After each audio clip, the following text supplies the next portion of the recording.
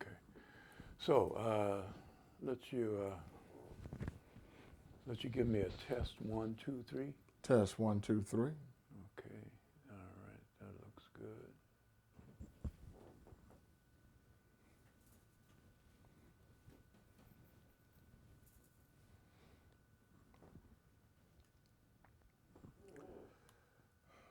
All right.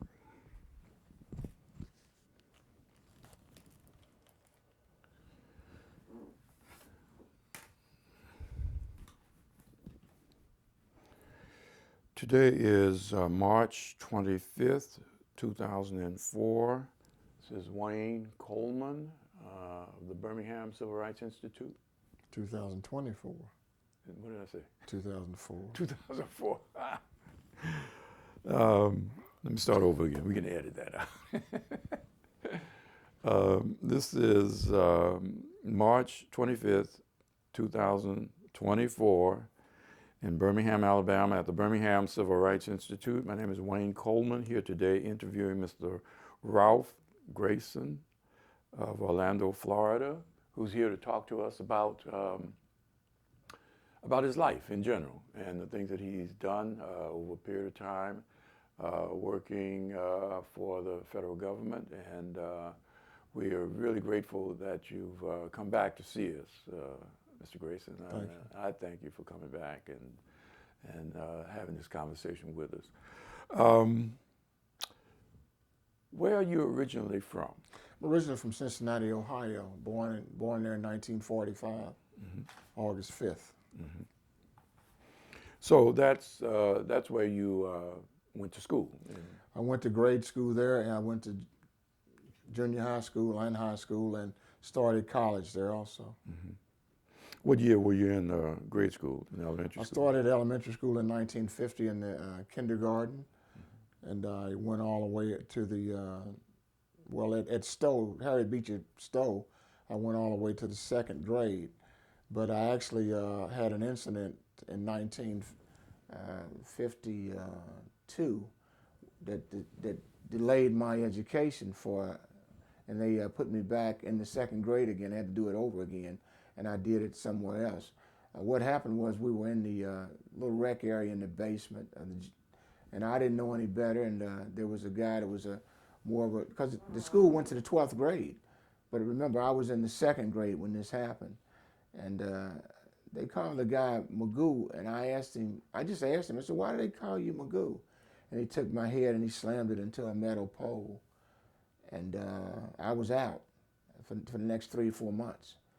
I was knocked out. I was in the hospital having operations because of that.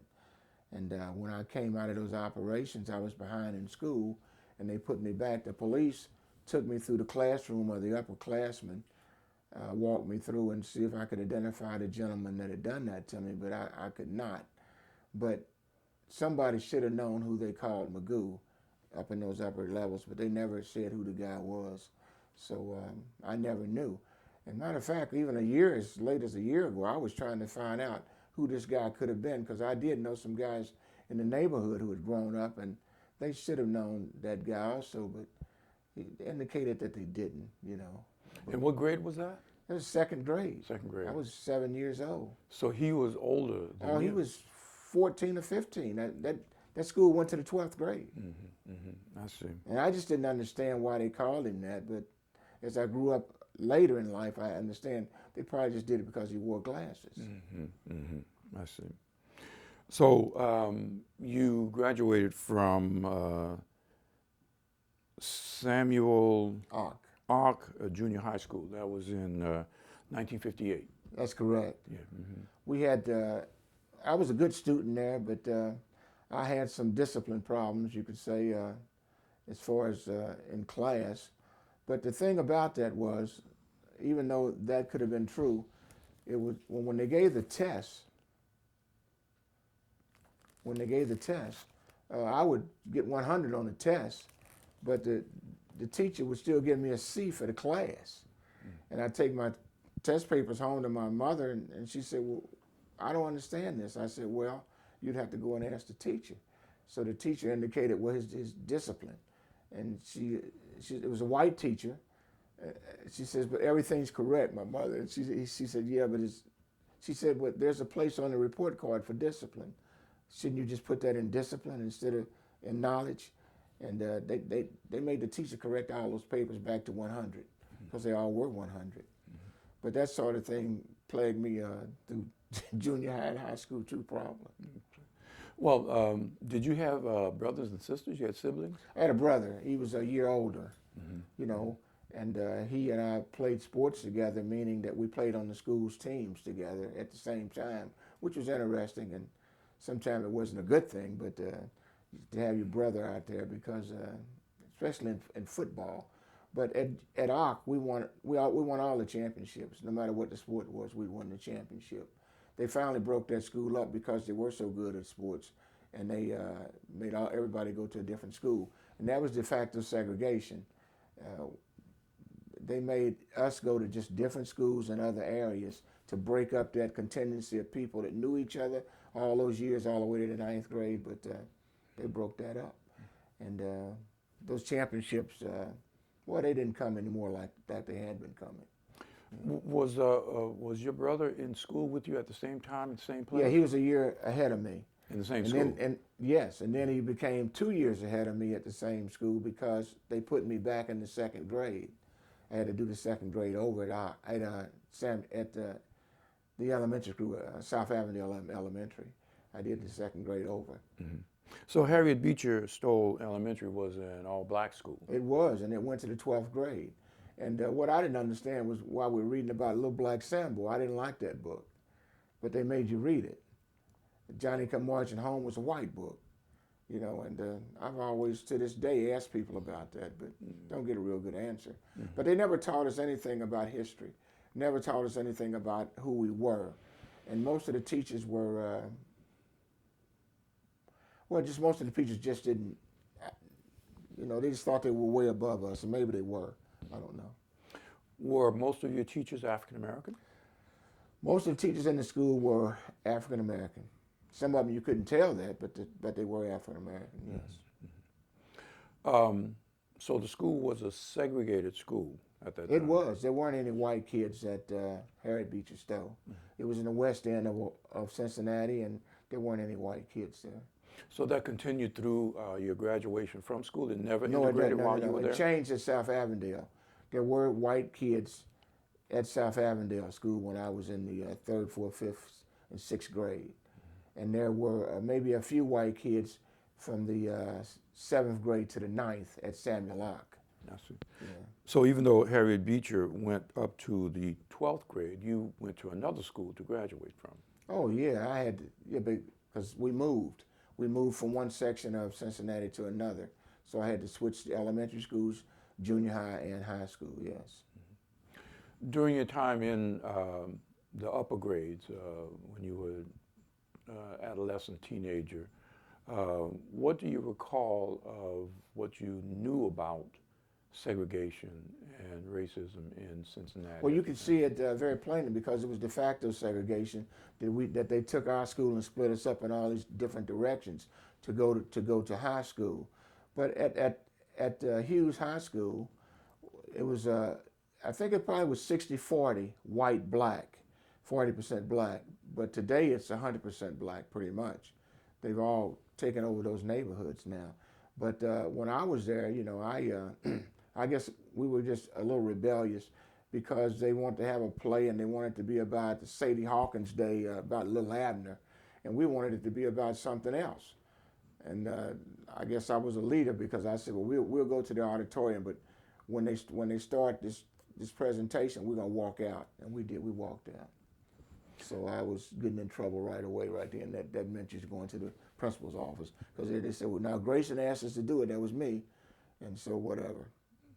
But when you were in secondary school, do you recall if there was there any busing going on at that time? No, you caught a bus and went to school. They didn't have busing per se. You just had to catch a bus to get to school because the school wasn't in your neighborhood. So you had to catch a bus, and most kids did that. Right. Even the white kids probably had to catch a bus to get to school. Yeah, public bus. Yeah, because Hughes was right across the street from the University of Cincinnati, which was a distance for a lot of people to get there. So it does sound like you were very active even in secondary school, in high school and junior high, in terms of doing things that related to what was going on in the larger world. Well, we were just trying to get fair treatment inside the school. You know, the one thing about that, those 3 years at Hughes, which was 10th, 11th, and 12th, I never talked to a counselor about anything. They just figured you weren't going to college. And I've asked kids even today, when I see them on the street and I have conversations, they said, no, the counselor never talks to us about what we're going to do when we get out of school. So we never seen a counselor. So And that's in Florida. was the teachers were African American? Was the administration of the school African American as well?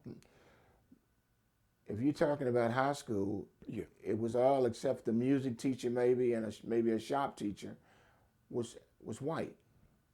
All the teachers were white. You know, you might have had in junior high that was different. You know, we had white teachers, but we also had black teachers. But in high school, most of the teachers were white. Yeah. Do you think that there was a different approach to educating you as a African American I student know there was. between the Yeah. black teachers and the white teachers? Well, we didn't have black teachers. You had a white teacher for history. And in history, they didn't tell you the truth. And in history, they didn't give you the history. They gave you what they wanted you to have. They never talked about slavery. Only black person they talked about was Crispus Attucks. That's about it. Do you recall being involved in anything outside of the school that would have related to civil rights or the movement or anything like that happening in the In the city? 60s in Cincinnati, no. I mean, we just weren't educated enough to do that. And we did not, as far as I know. No. Well, you know, in Birmingham, in the early days, meaning in the early 60s, a number of the students did participate in demonstrations, and they were allowed to do it by some parents, and the schools took the position that they weren't going to stop them from doing the demonstrations in the downtown area. So do you recall any of that The going on? only time I knew about the movement and things similar to that was when I was in Vietnam. That's the only time that ever came up in my life early. We didn't have that in Cincinnati for some reason. They didn't have it. We had a black mayor in Cincinnati when I was growing up, and there was a lot of problems in Cincinnati. When I was in the what was it, the third grade or something, they came and the police came and actually took my little brother away, my big brother away. He was a year older than me, because he couldn't identify where one of our cousins might live or might have come to Cincinnati. They asked me out, of course I didn't know, and then he didn't know, but they took him away. They kept him for about an hour or so and left me in the cold. And then I was crying, I guess, and they brought my brother back. And I said, what'd they want? He said, they just wanted to know where Buddy was. And I said, well, we don't know where Buddy's at. And we didn't know. And we just went on to the show. But there was another incident when I was 7 years old that took place. There was a white police officer killed in Cincinnati, downtown Cincinnati. He was a detective. And he got shot and killed. And the individual's name that killed him was Trotter, Trotter. And I remember them coming into the neighborhood, and everybody said they're looking for Trotter. And they just came through the house and ransacked the house, threw all the furniture everywhere. I mean, did it in every house, not just my house. And just left without no explanation, but come to find out they were looking for a guy that had just killed a police officer downtown Cincinnati. And that happened. So when you got to high school, were you thinking in terms of going on to college after graduation? Well, I wanted to go to college because I thought I'd play sports at college, because I was playing sports, 3 sports, and selected best overall athlete at the best all-around athlete at the school. I thought I would go and play at college, but those offers were, I did get some offers to play ball. Matter of fact, I got a scholarship to go and play baseball, but no, I didn't accept it. It was for Wilberforce University, Central State Wilberforce. Yeah, they gave me a full. Matter of fact, it was a full ride, but I was just too far gone, and as far as I was concerned, because I thought I was going to play Major League Baseball, but that wasn't going to happen right like that quickly. I had been spoken to by Walter Alston, who was the manager of the Dodgers. We were playing in a championship game, and he came up to me afterwards and told me that he said, if you just gain a few pounds, he said, you're going to be a heck of a ball player. You know, Walter Alston told me this. I figured, yeah, but I already knew I could play, but to have him say that was interesting. The Dodgers were in town playing the Reds. He came to the championship game. We were playing in the championship game, and spoke to me after the game. That was a great encouragement when that happened like that. You said all-around athlete, all-around sports. Yeah, I played football, basketball, and baseball, and I could run track because I was. When it came to distance, I could probably beat just about everybody on the track team, but I didn't because of the sports.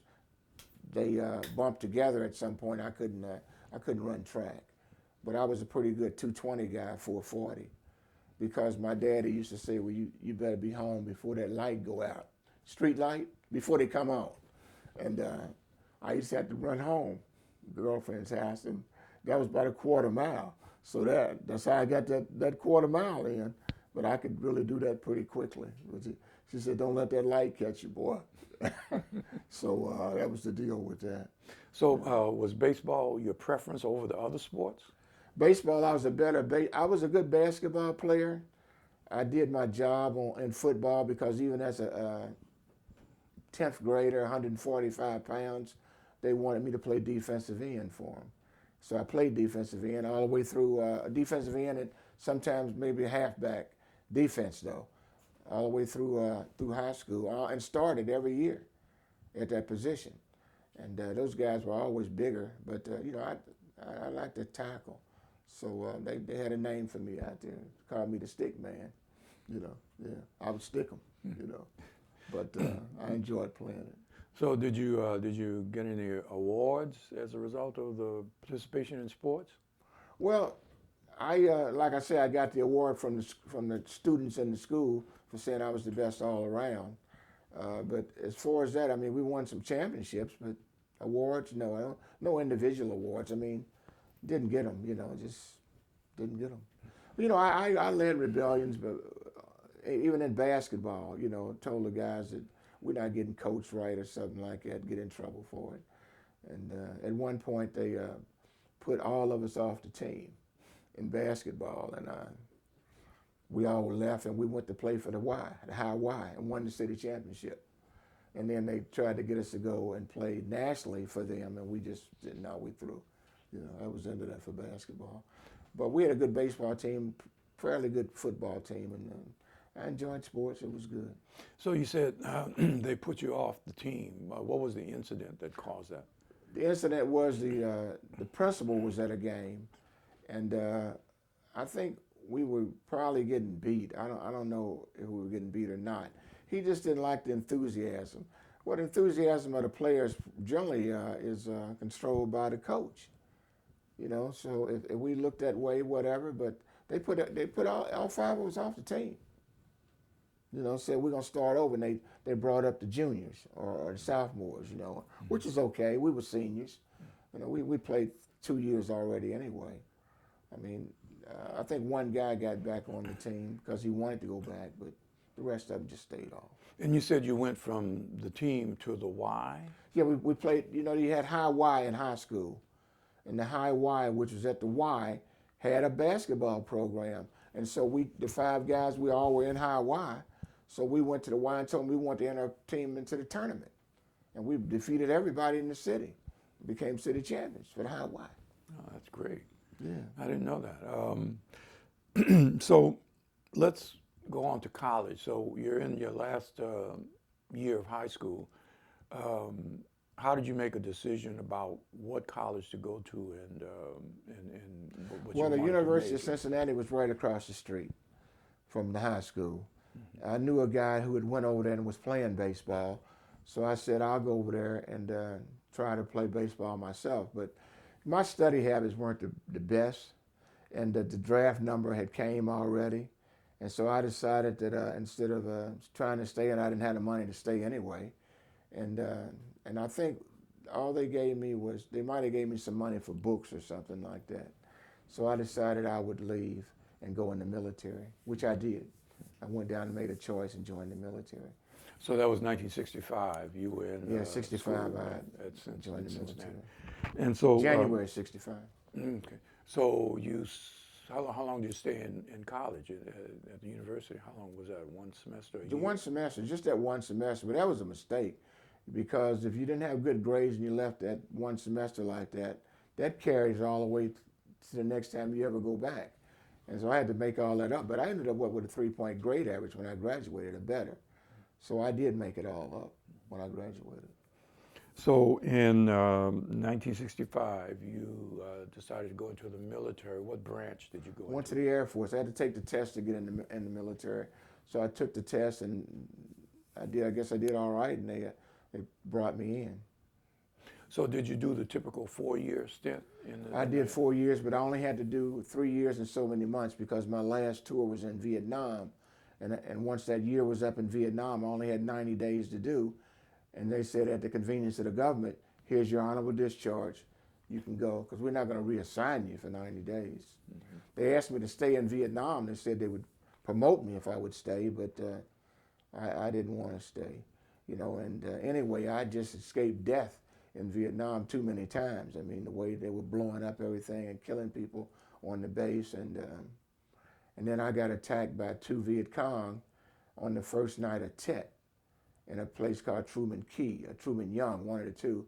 Because I was an NCO, which is a non-commissioned officer, I was able to live off base. And I didn't know that attack was coming. Nobody knew it, but it did come.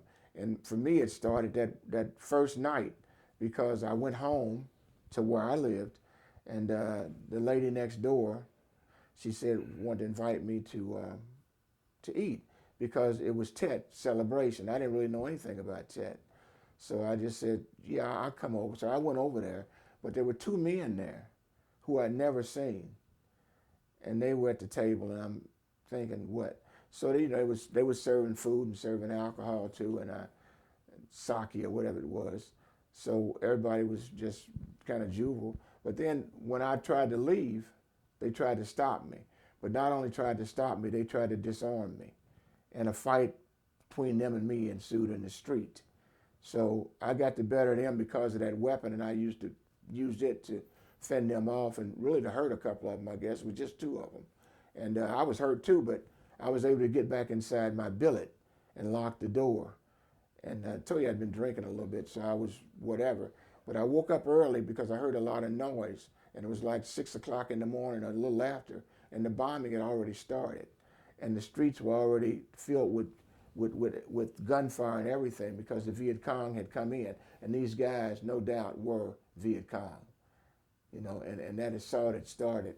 And I had to get back to the base, and I got back to the base, but when I got up those alleys and stuff, back to the base, there was gunfire at the front gate. And the MPs or APs, what they want to call them, told me to get down, said snipers. And so I crossed it, and they were shooting. But I got inside, but they were shooting at the front gate. It was all hell that broke out. Viet Cong had come in force. They were ready. Well, let's go back to when you first joined the Air Force. Yes. So where were you stationed domestically? Where were you stationed in the United My States? first assignment when I joined was in Lackland Air Force Base, which was just training. And then they sent me to Amarillo Air Force Base, and I learned about computers there for the first time. I didn't know anything about computers, but I had tested, when you go in you test, and I had tested without, they said that I could probably work in a PCAM system, which is automatic cards and stuff that feed into computers that kick out, and that was in supply, and that was needed in the Air Force, and that's what I did for the next 3 years until I became a sergeant. And then instead of whatever, it was time to go to Vietnam because that's what they said. They sent me to Vietnam. So when you first joined, you went through training and you stayed in the United States for 6 to 8 weeks. Yeah. Yeah. Didn't leave the United States at that time, although they were having some problems in Panama, I think, at that time, or somewhere in South America. But we didn't have anything to do with it. And I was reassigned to an air base in California, Vandenberg Strategic Missile Air Base in California, where the strategic missiles went off, and they still go off there today. They still make launches there today. So what do you recall about military service when you first went into the Air Force? Because, I mean, the situation of segregation and racism permeated the military as much as it did the culture, the society. Yeah. Well, for me in the Air Force, most of the troop of our company or whatever it was were white, and they were blacks, and you could tell that the drill instructors didn't like people from the city, and maybe didn't like blacks, but he took it out on blacks and whites. And to me, and he was always looking to catch you doing something wrong, but there's nothing to do wrong if you just do what you're supposed to do. And it worked out. I mean, I never had any incidents of them having to talk to me about doing something wrong. And I didn't notice a lot in basic training of racism. It just wasn't there. We had to do things as a unit or whatever, and they give you a little responsibility, and that's what happened for me and the guy that I went in with. We both got rank and stuff because we were leaders, and we displayed that. We played football together and everything else in high school, and we went in together, and we both did very well in basic training. You mentioned computer training, but was there any other training that you received in your Oh, early? firearms training, hand-to-hand combat training, training as far as maybe you get gas is put on you and stuff like that. You had to go through that procedure also, but not really. I mean, whatever your mission was, that's the school you went to after basic training, and that's what you end up doing.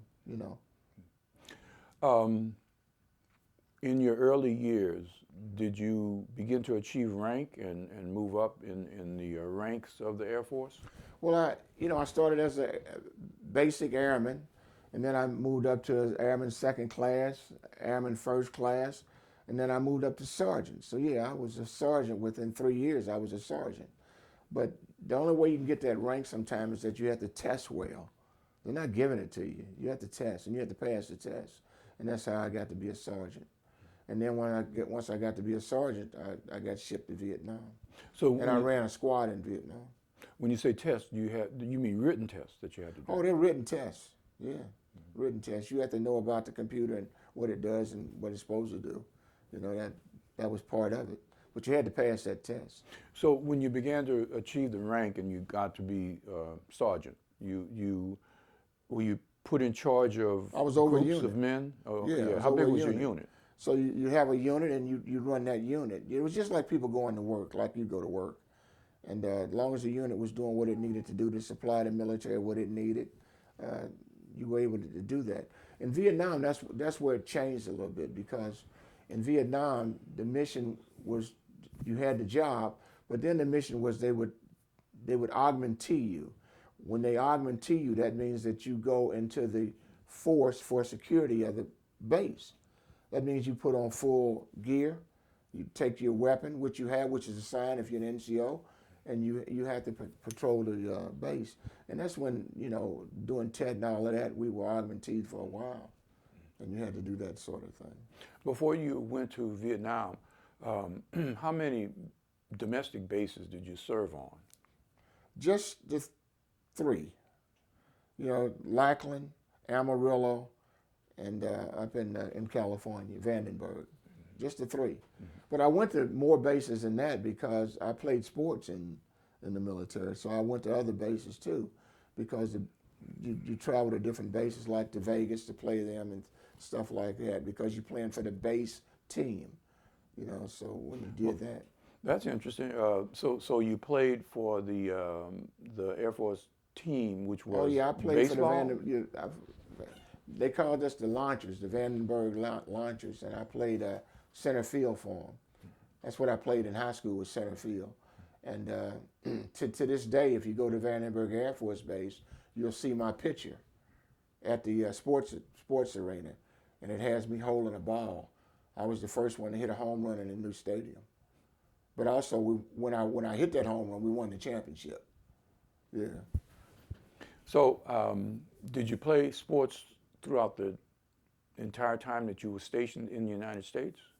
I played basketball there, yes, and we played our own version of football. We played with like 6-man teams, and we'd always have a turkey bowl whereby we played football. And so we had some good football players. But the thing is, when you're playing football without equipment, it's kind of tough on you because we're playing tackle.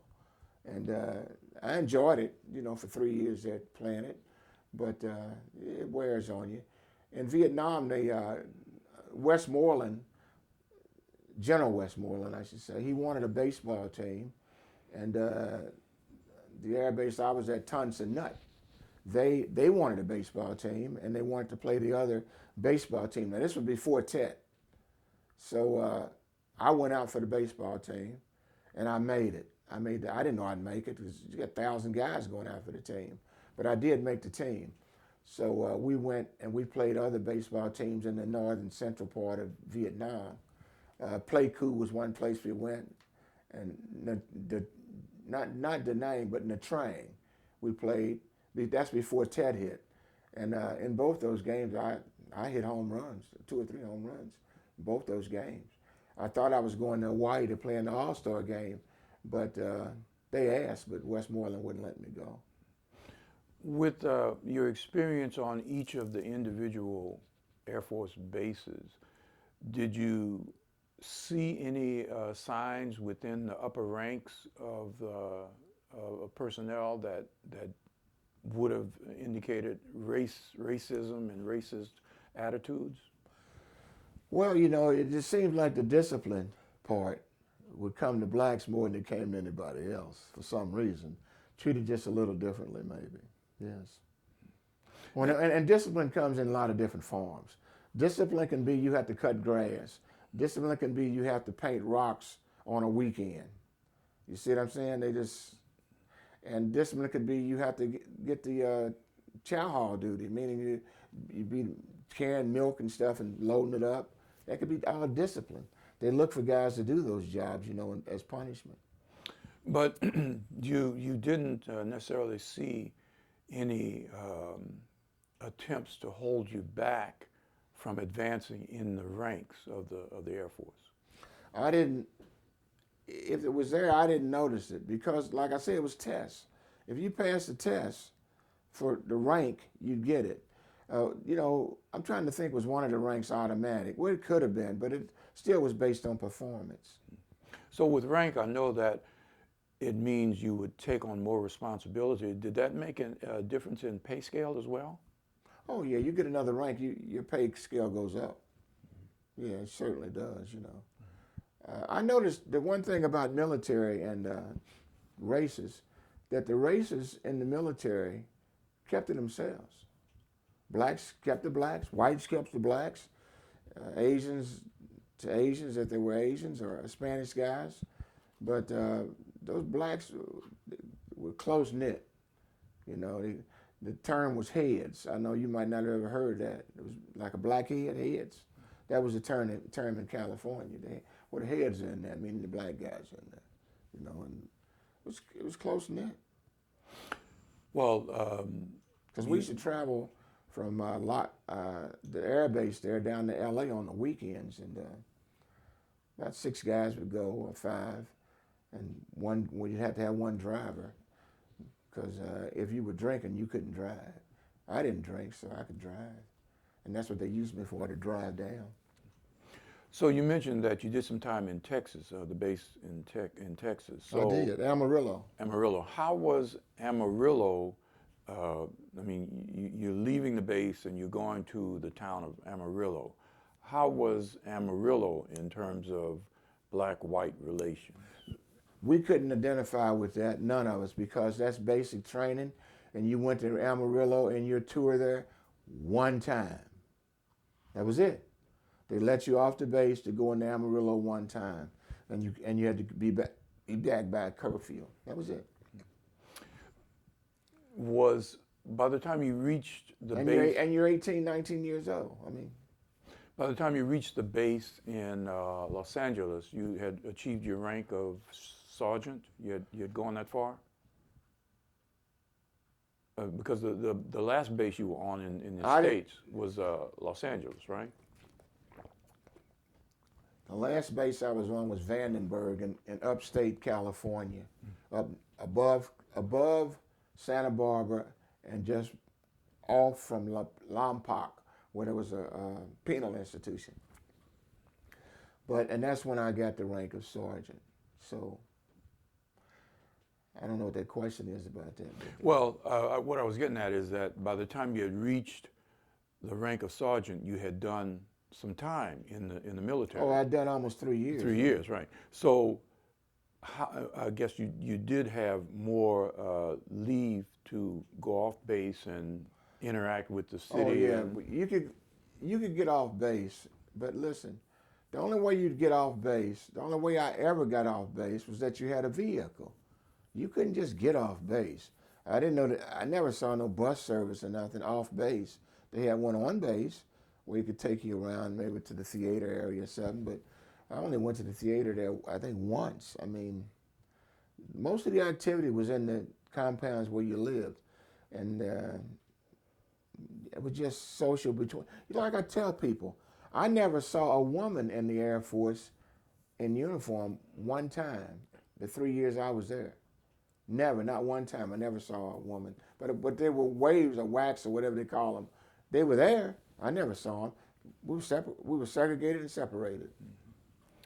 So you're 3 years in, and then you are shipped to Vietnam. Vietnam. So that would have been 68? I got to Vietnam in 67. 67, okay. Once you got to Vietnam... October of 67. Where were you stationed initially? I was right outside of Saigon. So that was an Air Force base right outside of Saigon? It was Tan Son Nhut Air Base outside of Saigon, Vietnam. And so how was that experience for you in terms of the different culture that you experienced in Vietnam versus living in the States? Well, you know, the Vietnamese had actually been able to attain jobs on the base, and there were a few of them working in the section that I was in.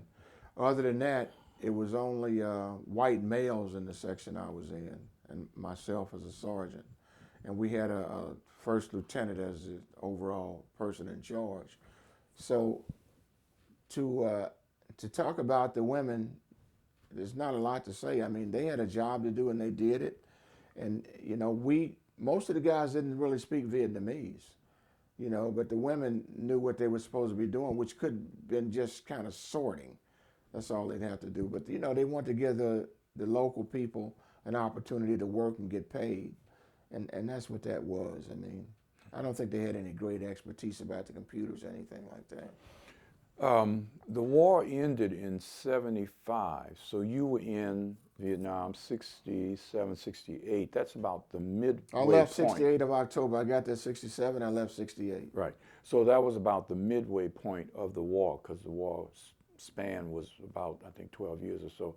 But at that time, and I'm speaking before Tet happened, what do you recall was the relationship among American soldiers and Vietnamese people? Well, you know, a lot of the American soldiers were pretty intrigued with the Vietnamese women, if you're talking about the men, and they married some of them, but they'd have to stay there a little longer if they wanted to take them home. But the black guys just, I mean, we knew them. We didn't have a relationship with the Vietnamese men, to be honest with you. I can remember maybe speaking politely or whatever, if you could do that. But other than that, nothing. You know, we would buy food on the local establishment, meaning, you know, soups and stuff that they made, but you weren't supposed to drink the water.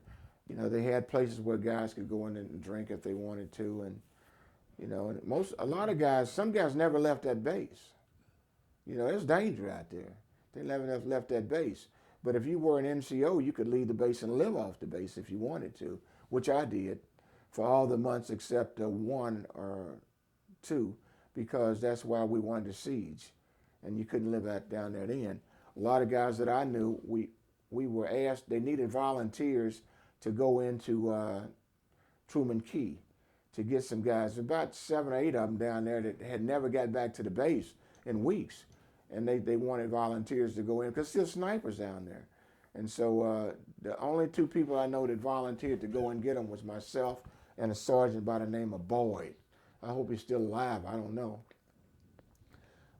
And we went down and we brought some guys out. But we thought we were getting fired upon down there, but maybe that was something different. But boy, it was a heck of an alert for us. But we got those guys back to the base. But the thing was, this was like 6 guys we brought out of that in a pickup truck. But we were all armed. But the thing was that they never said thanks. I'm not talking about the guys. I'm talking about the brass. They never said to us, well, you guys went in there in a combat area and brought these guys out, thank you. They did not ever say one word of thank you for that, because maybe one of these guys we brought out was black. I went and got a guy by myself one night. I knew where he was at, and I don't know how the devil I knew where he was at, but I did. His name was Smitty, and he was scared to death when I found him. He had a 45 in there, and he was in some house, and I said, well, I'm going to tell you how to get back. He said, you coming back? I said, not tonight. I said, but you were so anxious to get out of here, you can go back if you want to. But I said, I'll go back when I can see more. But he went back and got back to the base. But that was a dangerous thing to do. But he went on and did it. You know, but I just waited till the morning where I could see. So those were part of the duties that you had to? No, they needed volunteers to do that. Okay. The responsibilities and the duties was the perimeter of the base. Now, if they sent you out on the perimeter, like I had to do the flight line and stuff like that, armed, of course, and flak vests and full stuff, that's fine. But to go into hostile territory when you know the enemy's in there, they can't force you to do that. You know, you have to volunteer. That's why they need the volunteers. And so we volunteer to do it. I mean, because the black guys you ain't seen those guys in a month. You went and tried to help them get out, since they knew where they were. And you said you got them out in a truck. A pickup truck, a government, United States Air Force pickup truck, just a truck. I mean, we didn't have a half rack or nothing like those big equipment. No, it was a truck. So it came out of the motor pool. How far did you have to go from the base to get them? Maybe a mile and a half. Not far. See, because those guys, they got there by walking. They didn't get no ride there, although some of them might have the use of a Jeep, you know, maybe, but no, they'd walked there. So we got them out in there. It was just 5 or 6 of them, and no big deal. It does sound like the military action, the enemy, might have been within close proximity to the areas that you were stationed in. They lived in the area we were stationed to. They used to kill them on the base at night. You find the guy that got killed on the base at night was the barber. They had infiltrated the base, period. They were working on the base. So when the thing went down, the true colors came out. And it was a lot of blood.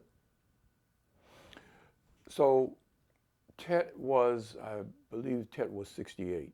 And so you were there during Tet. So talk about that as an experience. Well, I didn't even know what Tet was until I realized it was Tet. But Tet as an experience was the Viet Cong had come down from the north, and they hit every base we had, full force. And that battle lasted at Tonson Nuda at least 40 days. At least 40 days. A lot of guys got killed and everything else, you know. But the thing that worries me is that if they're hitting your base every day with rockets, and they were, killing people, blowing up stuff, why isn't that combat? It initially said you combat unit. We were armed. But you know, you got guys dying who didn't get recognition for being in combat, and that's crazy. That's just crazy. That's combat. You know, I witnessed on a flight line up at the train, I think it was, some pilots, Vietnamese pilots, who had ordnance on their planes and dropped them, and they didn't go off twice. And Korean troops, or maybe Americans, they didn't. I mean, that was a problem. They probably killed those guys because they were supplying the enemy with ordnance, and they weren't having it. You know, like the Koreans weren't having it. Koreans didn't take prisoners. I don't even know if the Australians took prisoners. They said they couldn't feed them and they couldn't watch them, so they didn't take them. So what do you think to deal with them? Tet was going on, like you said, for that period of longer than a month. Oh yeah, at least a month or more. Did you participate in any actions off base that had to do with the invasion by the Kong? Yeah, I told you that initial night when these guys jumped me. That's what that was. They were Viet Cong. I never seen these guys.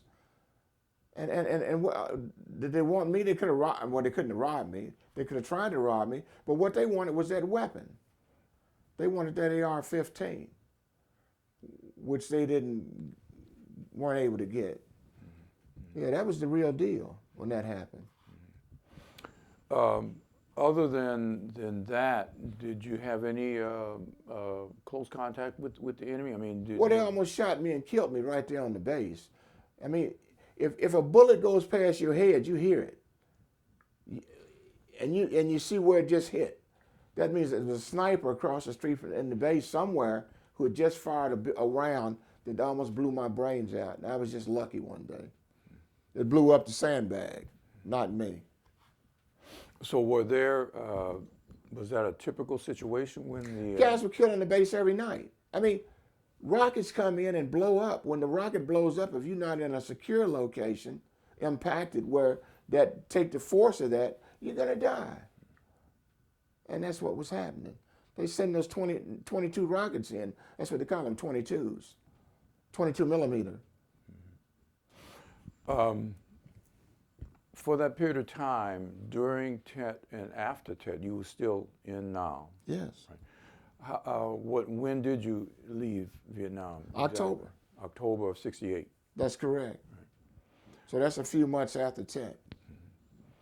I do recall that Tet was in the news throughout the period of time that it was going on. The CBS news team got a lot of footage of what happened and what was going on at Tet while it was happening. And I can recall seeing footage of the Kong soldiers coming into Saigon and attacking places. Yeah, they attacked the embassy downtown. The embassy. You know, the embassy was, I don't know, a few miles from the base. And they attacked the embassy and they came in through tunnels and they attacked the base. I mean, yeah, ongoing onslaught for a while. And so now you left in October of '68. That's correct. Were you in touch with anybody who was still back in Vietnam? No. No. You know, that's the amazing thing. You might have known a guy, but I tried to call. No, I didn't. You maybe want to make contact with a couple of guys that you knew there, but time just went by, and that never happened. You never really knew them. I mean, that's a year's time that you're there, and you speak to a guy and you're with him, and you consider a guy maybe a friend with you, and but then you don't know what happened to him, you know. So in '68, you're back in the States from Vietnam, but you were still in the Air Force for a while until... No, I was out. I hit Travis Air Force Base, California, and was discharged. So you were discharged in '68. They told me I could fly home in the uniform. They told me not to wear the uniform because the American people were pretty upset with the war. So they said, just say you get a flight as a civilian and go home. So you couldn't wear your uniform home. I see. So you went back home, and what were your plans after you I enrolled in the University of Cincinnati business, college. That was 1968. That's correct. And your major was business? Well, at first it was just general studies. Then it changed. My major became business administration, and that's the degree I got out with probably 6 years after I started it, I guess. Because I had to work and go to school. Then part of that, I got married. So I got married in 72, and I didn't graduate till 73. So I had to work. So what were your jobs while you were in college in Cincinnati? I worked for, I did construction with my dad in the summer, and because he said I needed to make some money. I said, yeah, I do. So but then I worked for Kroger, because Kroger company allowed me to have hours whereby I could go to school.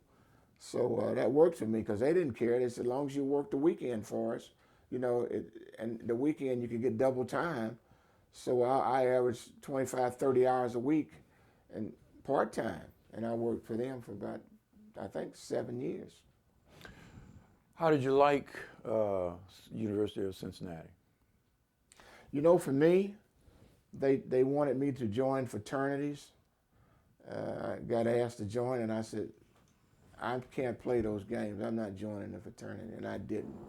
I couldn't do it. I didn't have the time to do it, and I didn't want to they do silly stuff for initiation. I said, I ain't doing that. I just wasn't doing it. And I said, no. I had some other buddies, military, that came out that said they weren't doing it either. I said, no, I'm not playing those games. Life is real. Why did you choose business administration? Well, I was interested in marketing. And so it should have been my career that was heavy into marketing. I thought I was business administration marketing major. But when I got out of school, nobody wanted you to be in marketing. They wanted you to be in sales. And so I didn't want to be in sales. And then in Kroger Company, they wanted me to work in the warehouse. They said, we'd pay you a lot of. I said, I don't want to work in the warehouse. So I didn't do that.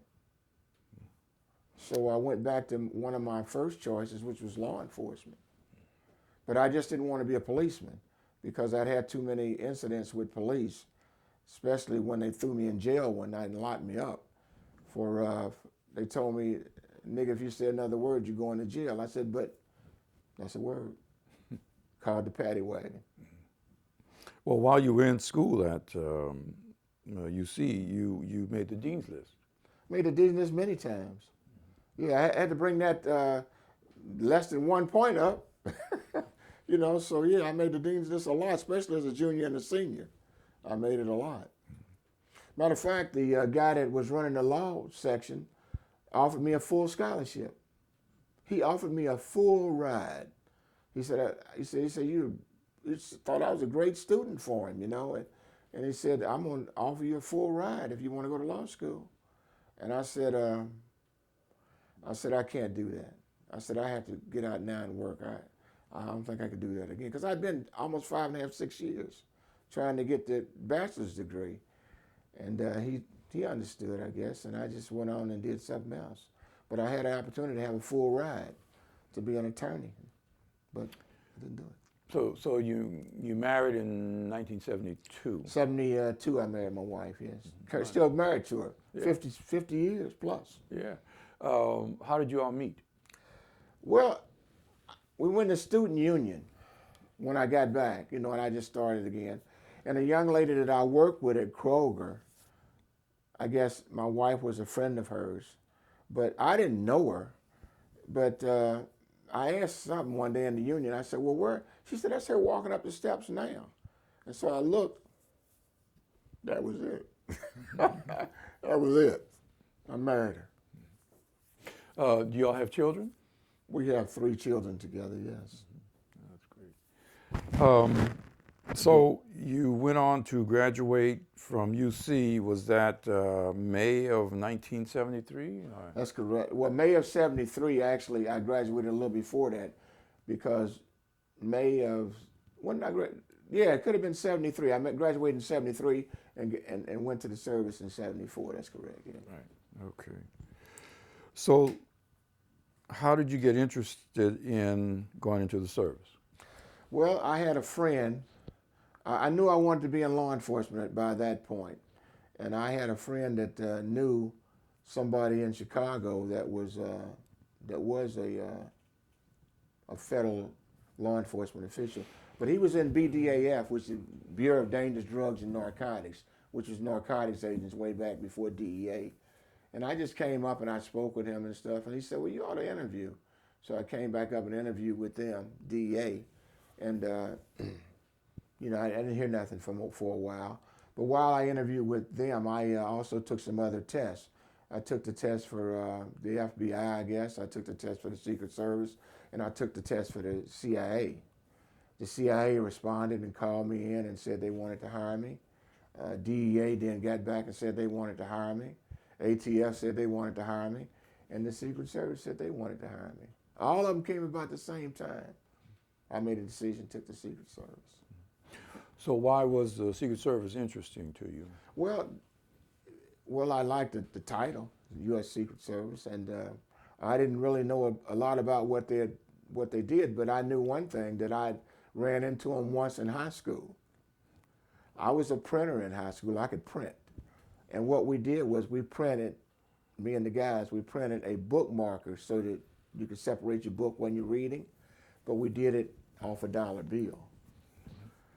That got around, that got to the Secret Service, and these brothers is printing counterfeit up. He was high school, but we weren't. We were just making a bookmarker.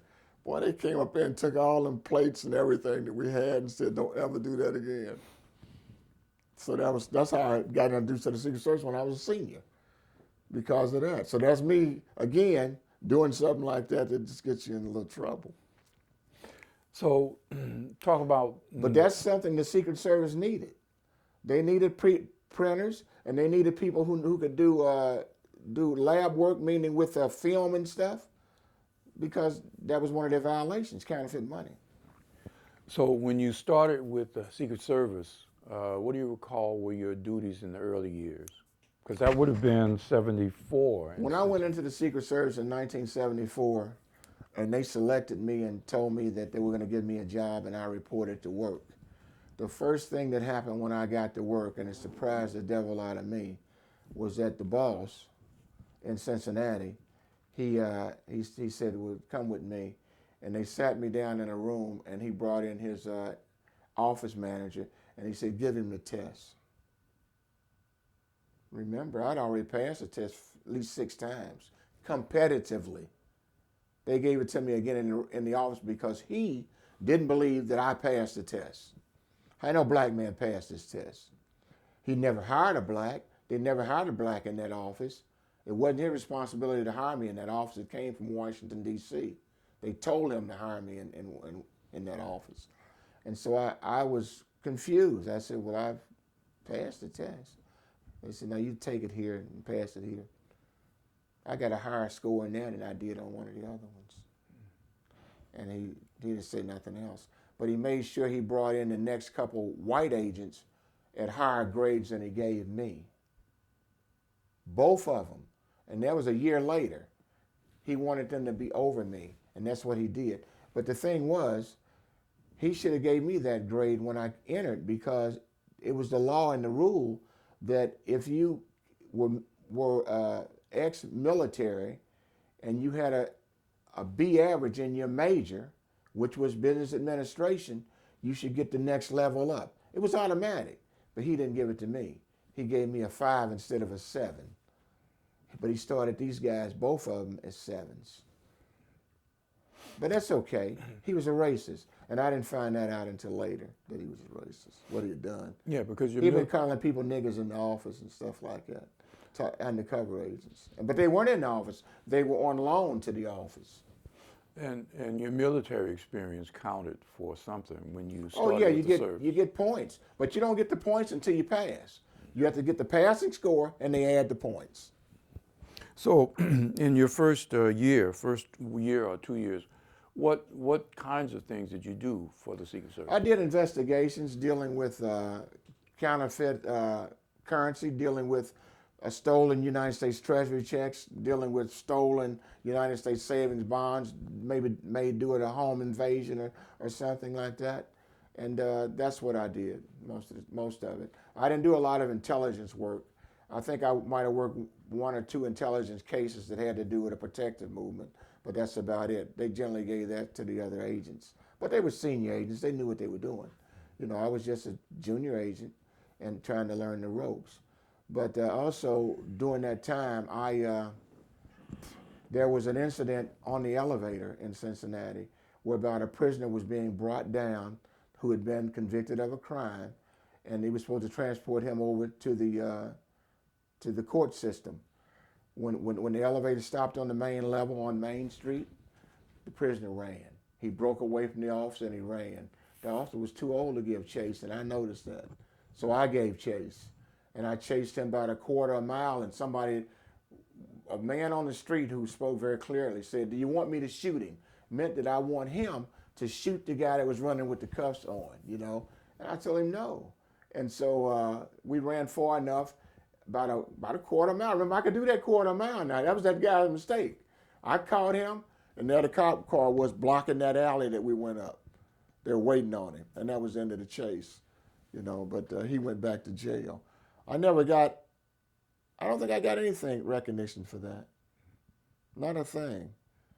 You know what? I'm trying to think about that. Oh, yes, I did. They gave me $25 for chasing a prisoner and bringing him back to justice. $25 because they said I tore up my patent leather shoes, which was true. The shoes, you're supposed to be running in no patent leather shoes like that out on the street, and it busted them.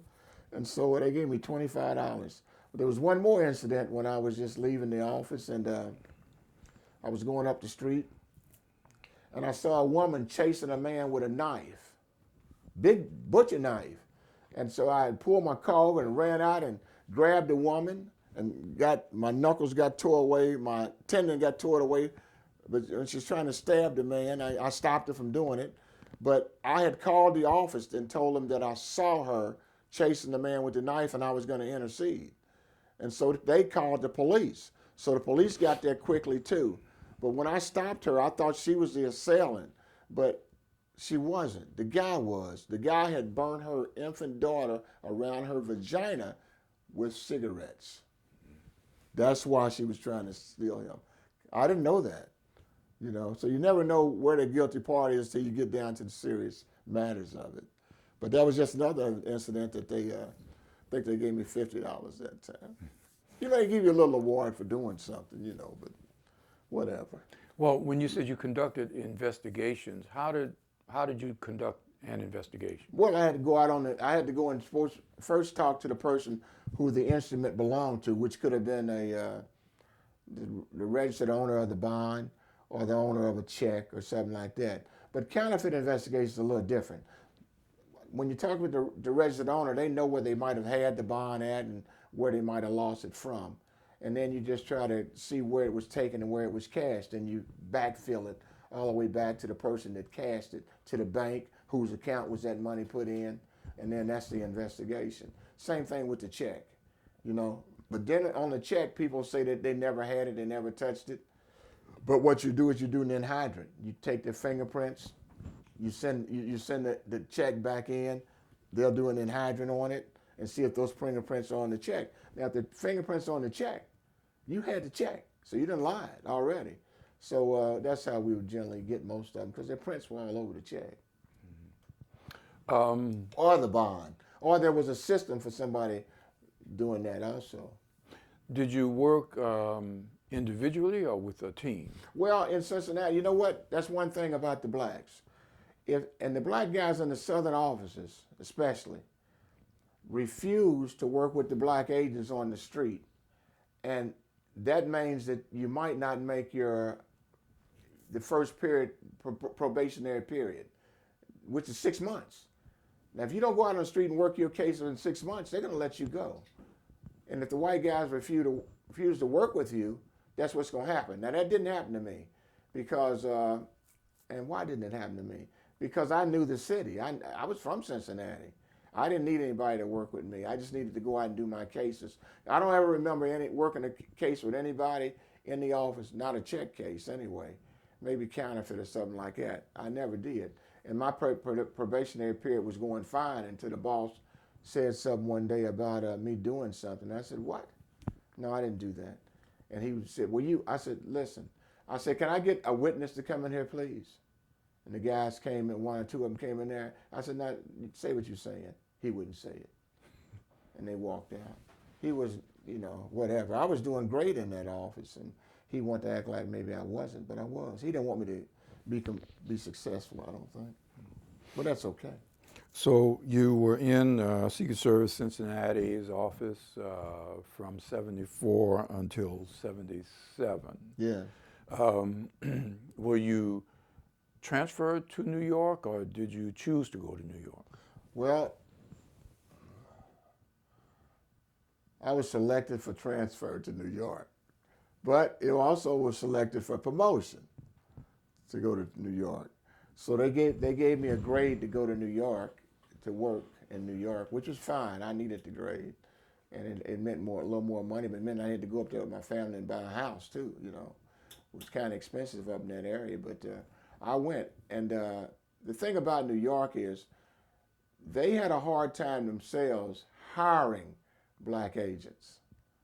Okay, but they could certainly have them transferred in, and that's what happened. They transferred them in, but they did a poor job of recruiting black agents. Everybody in that office when I got there that was black, when I got there, I don't think there was one guy from New York.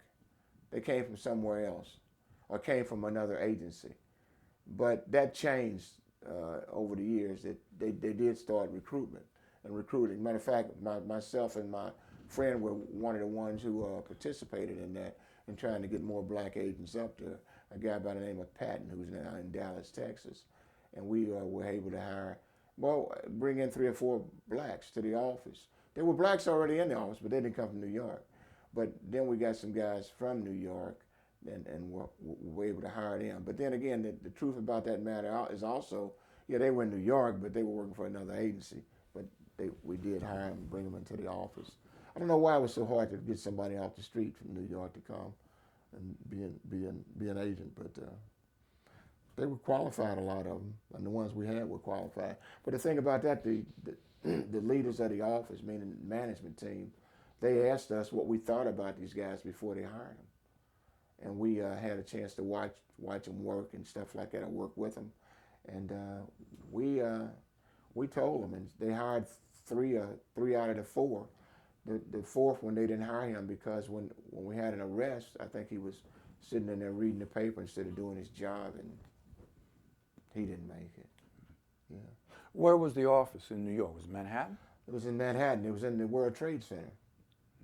We were on the World Trade 6 was our building, along with Customs, and somebody else was in there also. It was one of the last to fall when the building came down, World Trade Center. So. Did you continue in the same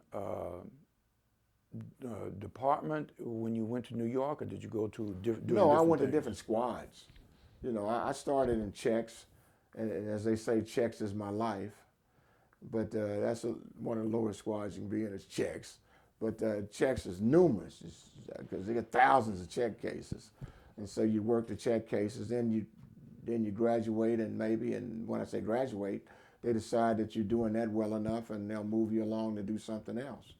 So I ended up as a group leader. That was one of the most fun things that I had, being a group leader up in New York. And I ran all of the Manhattan squad in Bronx. That was under me. So I had like 27 guys working for me, But remember, I'd been there about 3 years before this happened. At first, I was just on the street working a lot of undercover. I did undercover there for about 6 years. And we had a lot of great cases. I got the Secretary of Treasury Award for the undercover cases that I did for Treasury, and I was happy about that. I guess I might have got it twice, so yeah, I enjoyed that. It's kind of dangerous work, but whatever. Yeah, that's what I wanted to talk to you about. So what do you recall of the things that you had to do when you were in undercover that were the dangerous things? Well, okay. In New York City itself, going up into above 110th Street, that's Harlem. You start getting up in the Harlem, whether it be Spanish Harlem or up in St. Nicholas in that area. These are dangerous people. You go, when I was there, you go into an alley where I used to go, there's hundreds of people in that alley. And most of them ain't up to no good.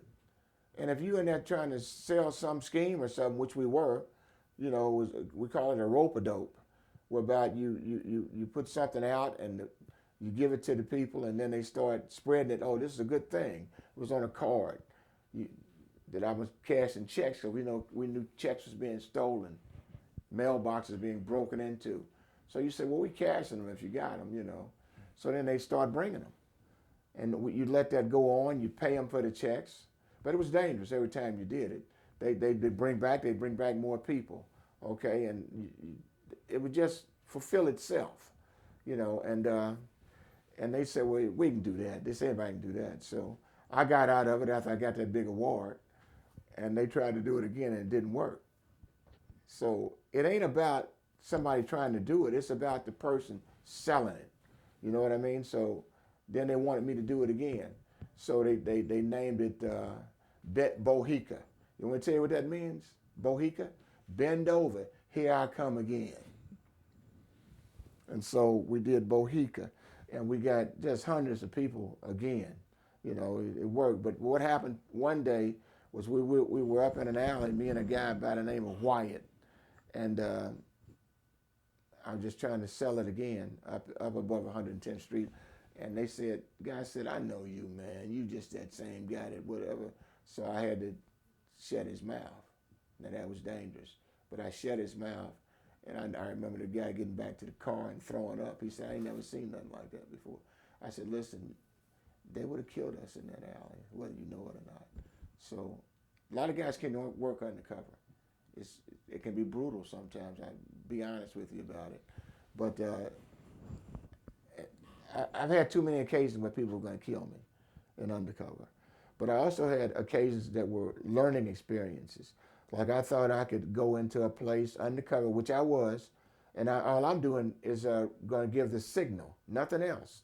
My only job, and it's a bar, my only job is to give the signal to the people in the truck or on the street monitoring this particular place. So I'm taking a little sweet drink and just sipping it. Just sweet brandy, you know, but I'm in there 3 hours. And I'm thinking I'm fine, okay? So when I saw go down what was supposed to go down, I gave the signal. Which means that they came and made the bus, okay? They came in there like gangbusters and made the bus and took the people out that they needed. I got up and just was walking out. They found me uptown Harlem on the street. They said, what are you doing? I said, it's over, right? They said, yeah, but why are you up here? I was drunk. I mean, I must have been. I didn't walk past them and everybody else. Sit there drinking that sweet drink. It never happened again. When I would go into a bar and work, I drank tonic water with lemon, period. No alcohol. I just realized I can't do that. You know what I mean? But the deal went down well. But the lesson in all of this is that they used me as the pawn to get what they wanted, which is to stop maybe some of the crime of people breaking in their mailboxes and things, and to get maybe some bad guys off the street. But really, it was a cancer I was selling. You see what I mean? All those people didn't need to go to jail over checks. So I had a vision one day. I said, well, I was out of checks. I was doing what I wanted to do. And they said they wanted me to come back. I said, y'all want me to come back? And they said, yeah, this is important. I said, okay. I said, but I had a thought in my mind. I said, we'll see. This time, I didn't go to Harlem. I didn't go to the Bronx. I went to Brooklyn. I went to Staten Island. I went out on Long Island, me and my buddy. And we handed our cards out and sold our poison. Okay? You know what? They came again. But this time, they were white. They were white. It made a difference. And what they did this time, they didn't put these new guys in harm's way like me and everybody else up in the Bronx, up in Harlem and stuff. They did the deal right there in front of World Trade Center. In front of World Trade Center, they got a bunch of cement steps, and people would sit on there eating their lunch. Okay?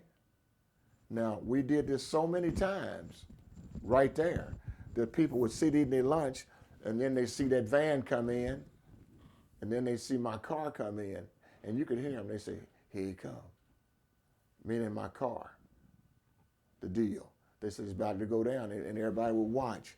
And the bad guys would come tripping in with the checks. But remember now, they're white now. They ain't black no more. They ain't Hispanic. They white. Them arrests would go down in the same manner. They treat them just like they're treating other people. They take them down. But you know what happened? And this was in, what year was this in? I got to get this straight because it's a true story. It's right before I got transferred out. Right before. So once all those arrests took place of those white people, you know who started calling the office? The U.S. Attorney's Office, all these attorneys saying, well, you arrested all these white people. Well, they're breaking the law. Just like the blacks and Hispanics did, and we brought them in and arrested them. Right after that, they promoted me and sent me out of there. Do you see the connection? While you were in undercover, did you deal with any elements of organized crime? Oh, yeah. Mafia? Yeah, mafia deal with, okay, let me give you one story here. They called me into Cleveland to do a deal. They said, but that ain't the mafia one, but I want to give it to you anyway. They said, come up here, we got something. You know, they called me. So I go, and you know why they called me? They got no black agents, okay? So I go in, and they said, okay. They told me what the setup was, and they said, we've already set up the room and everything. So that meant that they had some equipment in there for listening to what's going on, and they could control it. They could, you know, be out and control it. So I made the deal for the guy, and the guy was going to bring the counterfeit currency. This was counterfeit, probably $50,000, $60,000 worth, and I was going to pay him a certain amount for it. So it was in a mall area up there that the deal was supposed to go down. And the day of the deal, since I got to deal with the guy, I could not drive. So they had to get a driver. So they got a driver from DEA. And I'm with the driver initially in the car. And I told him, I said, listen, when this goes down, I said, I want you to understand one thing. Two things in this car are supposed to be able to get out and be alive when this is over. Me and you. I said, I don't know what's going to happen on the other side of things. I said, so I want you to take your gun right now and put it in your lap. Right? And he said, what? I said, put it in your lap. And I said, I'm in this back seat. I said, well, I want you to let that window down. He said, it's kind of cool. I said, I know it's cool, but I said, you let that window down and just crack those. And he said, okay, he did it, okay? So here come the bad guy. He got the bag, big like duffel bag with all the money in it. And he said, okay, I got it. Where's my money? I said, I got your money. So I started getting the money, giving it to him, but I'd given the signal, okay? When I gave the signal, that meant they were coming. And so I handed him the money. He's looking at it, he's counting, and he's smiling. He's happy. And the counterfeit's there, a big bag of it. And so all of a sudden, he sees, quick, these guys at the door. He pulls out a automatic weapon and raises it. He gets it just like that. And the guy grabbed him through that open window. You see what I'm saying? I'd have got shot. I knew that could happen, you know? And so it pulled him, and this guy was so mad. You know those straps they used to have in the back of cars? When they pulled him out, he ripped that out of the ceiling. He was that mad and that strong at that point. And the DEA guy, he didn't know what to think. It's just too fast for him and too violent. And that was the deal. But that ain't the one I want to tell you about. This guy, organized crime guy, in, I think it was Toledo, Ohio, or Akron. More like Akron, Ohio. And they called me in to do another deal for them up in Cleveland, Ohio. They had no black agents. I told you that. So they called me. So I go up there and I said, okay, who is this guy? And this guy, the background on him is he done killed a couple of people, you know, but now he's dealing counterfeit. So they want me to deal with him. And they said, it's possible you might have to trip, meaning you got to leave the scene where we got full coverage to another place, but we know where he lives at and stuff.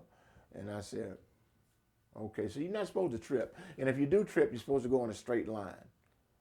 You should always go on a straight line. If you can trip on the street, just go on a straight line, which means you're leaving the initial coverage. So we got in the car and I followed him. He going home. So I pull my car up behind him. He gets out. We go down in the basement of his house. Now this is a mafia. This is a gangster. This is a real gangster. So we get down there and he said, "You got the money?" I said, "I got the money." And I said, "Where the stuff at?" And he gets it. Okay. He comes back and he gets it out of a big Bible. Okay. He opens it up, gets it, and sits it out, and he's just sitting with the Bible in his lap now, and I'm looking at the money, and he wanted his money, so I gave him his money, okay? He got his money, I got my money. So I get up, and I'm leaving, and I do leave. I walk out, but I'd given the signal. They go down there and bust him. They open that Bible up. He's got an automatic weapon right there. He could have shot me at any time. And he said, I should have killed that nigga. That's what he told him. And but he didn't. And he went for a long time. So you were... Now, I can tell you organized crime. You want organized crime. Yeah. In that instance, you were paying him... For counterfeit money. For counterfeit. So you gave him an amount... Genuine currency, marked money. Mm-hmm. It was all marked. But it would have been less than the counterfeit? Oh, yeah, I gave a percentage of what he gave me. Right. If he gave me $60,000, I maybe gave him $5,000. Mm-hmm. Okay? That's how that would work. Had to be enough money for him to be interested in taking it. You know, he got papers worth nothing. I got genuine currency. I see. He took it. In that instance...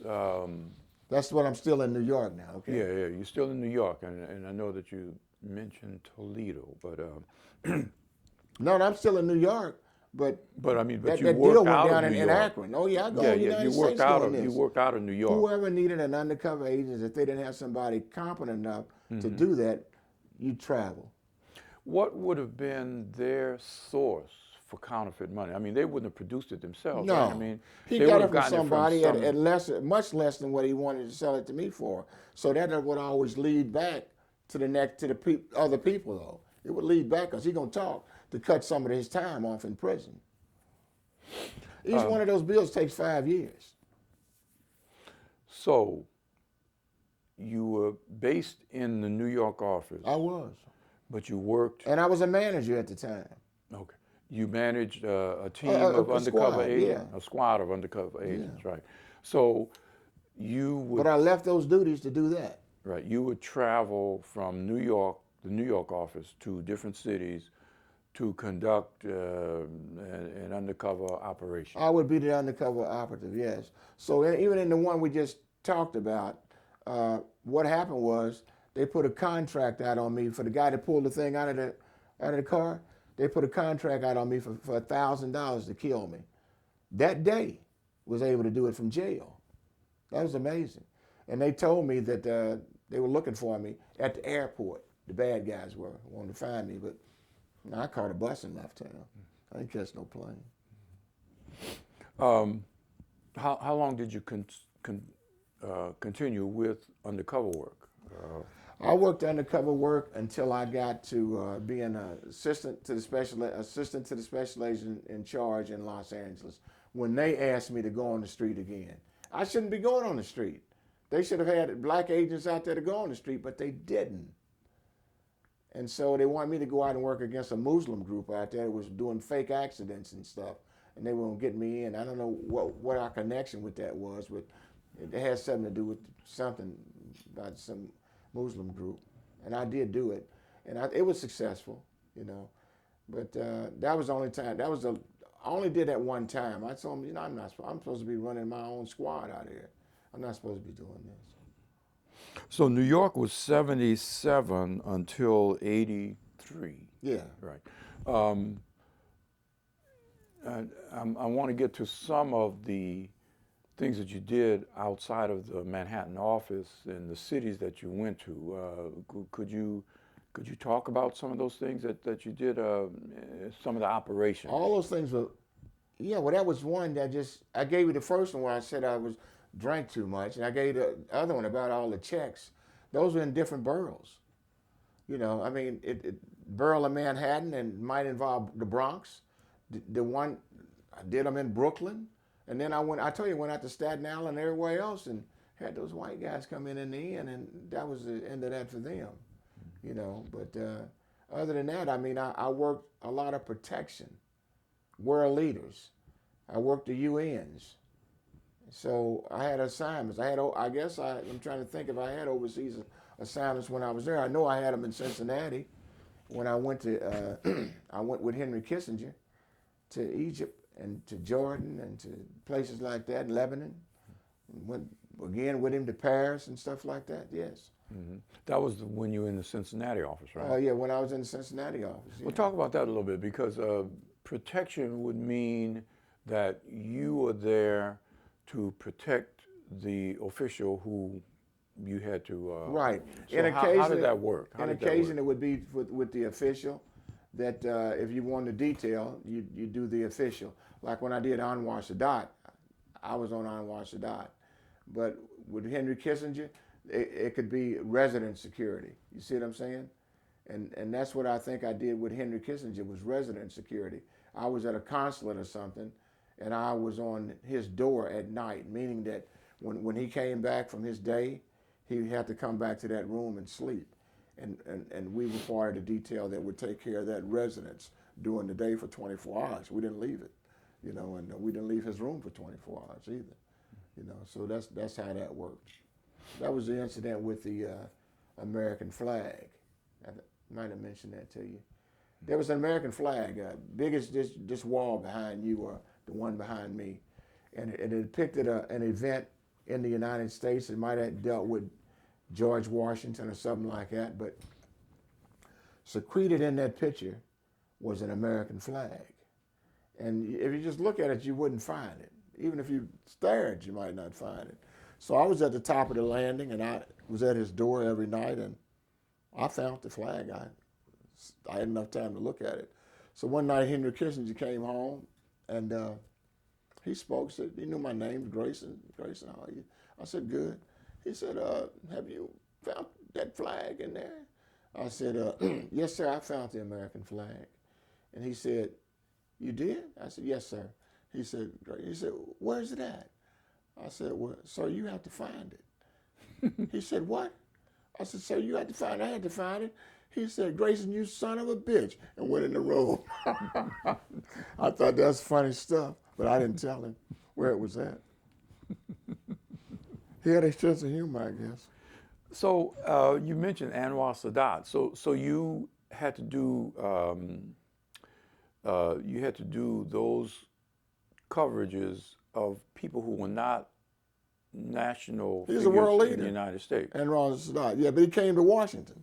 Oh, okay. So he went to Washington. I mean, okay. he came to the United States. We picked him up, took him to Washington, and then might have taken him somewhere else too. He went to the Blair House because he was meeting with the president.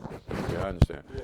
So, but I mean, if you were overseas, the official that you would have been with would have been a United States overseas. Oh yeah, I wasn't protecting. I mean, under that umbrella would have been those people though. Mm-hmm. You see what I'm saying? Because it's an umbrella. Now, if we're overseas and they're overseas, meaning like Hussein in Lebanon or Jordan, Hussein in Jordan, well, he was there with Kissinger.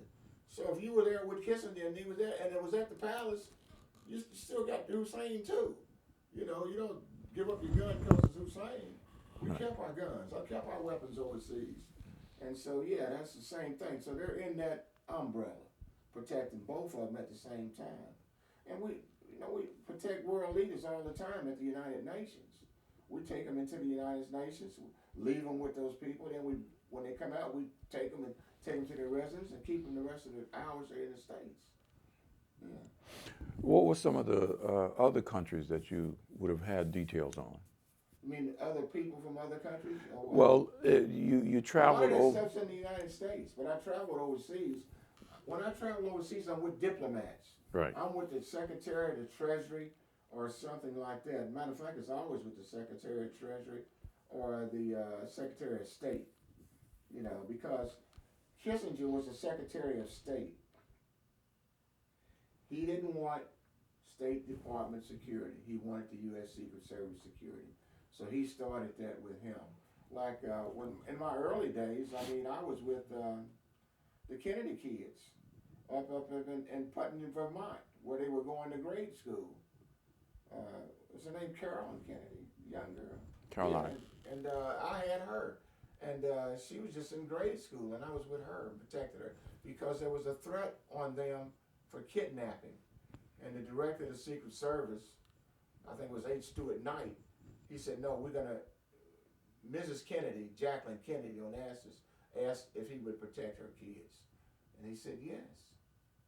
I think maybe she had signed off, you know, but he gave the protection. That's why we were there. I remember that clearly, being with the little girl going to school. That's all she was to me, was a little girl. How were the assignments given? I mean, when you were, like in the case of Kissinger, you were assigned to Kissinger, or? I was assigned to that movement, meaning that when he moves overseas, there could be 100 agents involved with that. Well, maybe not 100, but at least 50 involved, because you still have the resident. You have to have guys jumping in front of him, waiting. So it's a lot of bodies involved. It involves moving armored cars on airplanes. And most of the time, the agents, if you weren't on that plane with the principal, you were on that armored car with those limos. And, you know, 24 hours a day, limo, you had to be in the limo 24 hours a day. You never let the limo out of your sight. And when you get there, you put the man in it and take him. And generally, we always have 2 limos. You didn't have anything to do with logistical types of arrangements or anything. You were just there strictly for security of the individual.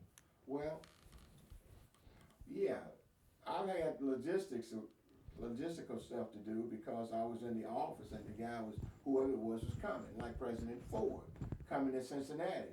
They're the ones that had me map out the route that he was used, because I knew the city. And I knew how they could get in and get out and do it quickly. And I tell them, well, they take my advice because I knew the city. And that's how they would plan it, because I knew it. So I did those things. I have done those things before. But, you know, I've been with a lot of people. I mean, a lot of times they want to go where they want to go, and you just have to know the route. And you have to run those routes. And when you're running those routes, you have to also know where the hospitals are in case there's an incident. And you have to go to that hospital or send somebody to that hospital and have the principal's blood type, make sure the blood type on that visit is in that hospital. And you generally would go to the hospitals that handle gunshot wounds. You want to be in a neighborhood where they know if he's hit, you want that help. Like, a lot of times those hospitals are in black neighborhoods, because they're the ones that see those kind of injuries all the time. So that's where you have to be. Or that's one you would consider using. And if you're going to do that, you have to let them know, we need to know what doctor's on staff this day, what surgeon. And we need him to know that we might come here if something happens. And he has to be there. And we have an agent sitting in there waiting to see if something happens. You see what I'm saying? And if it doesn't happen, that's good. And whatever that blood type was, they can use it wherever they need it. But if they needed it for the man, we want him to get it. So that's part of it. So, yeah, that you were doing more than just personal security in that position that you were in. You were actually doing things that went beyond protecting the person that you would be standing next to. Though. But also there's intelligence involved in protection. All these people have threats against them.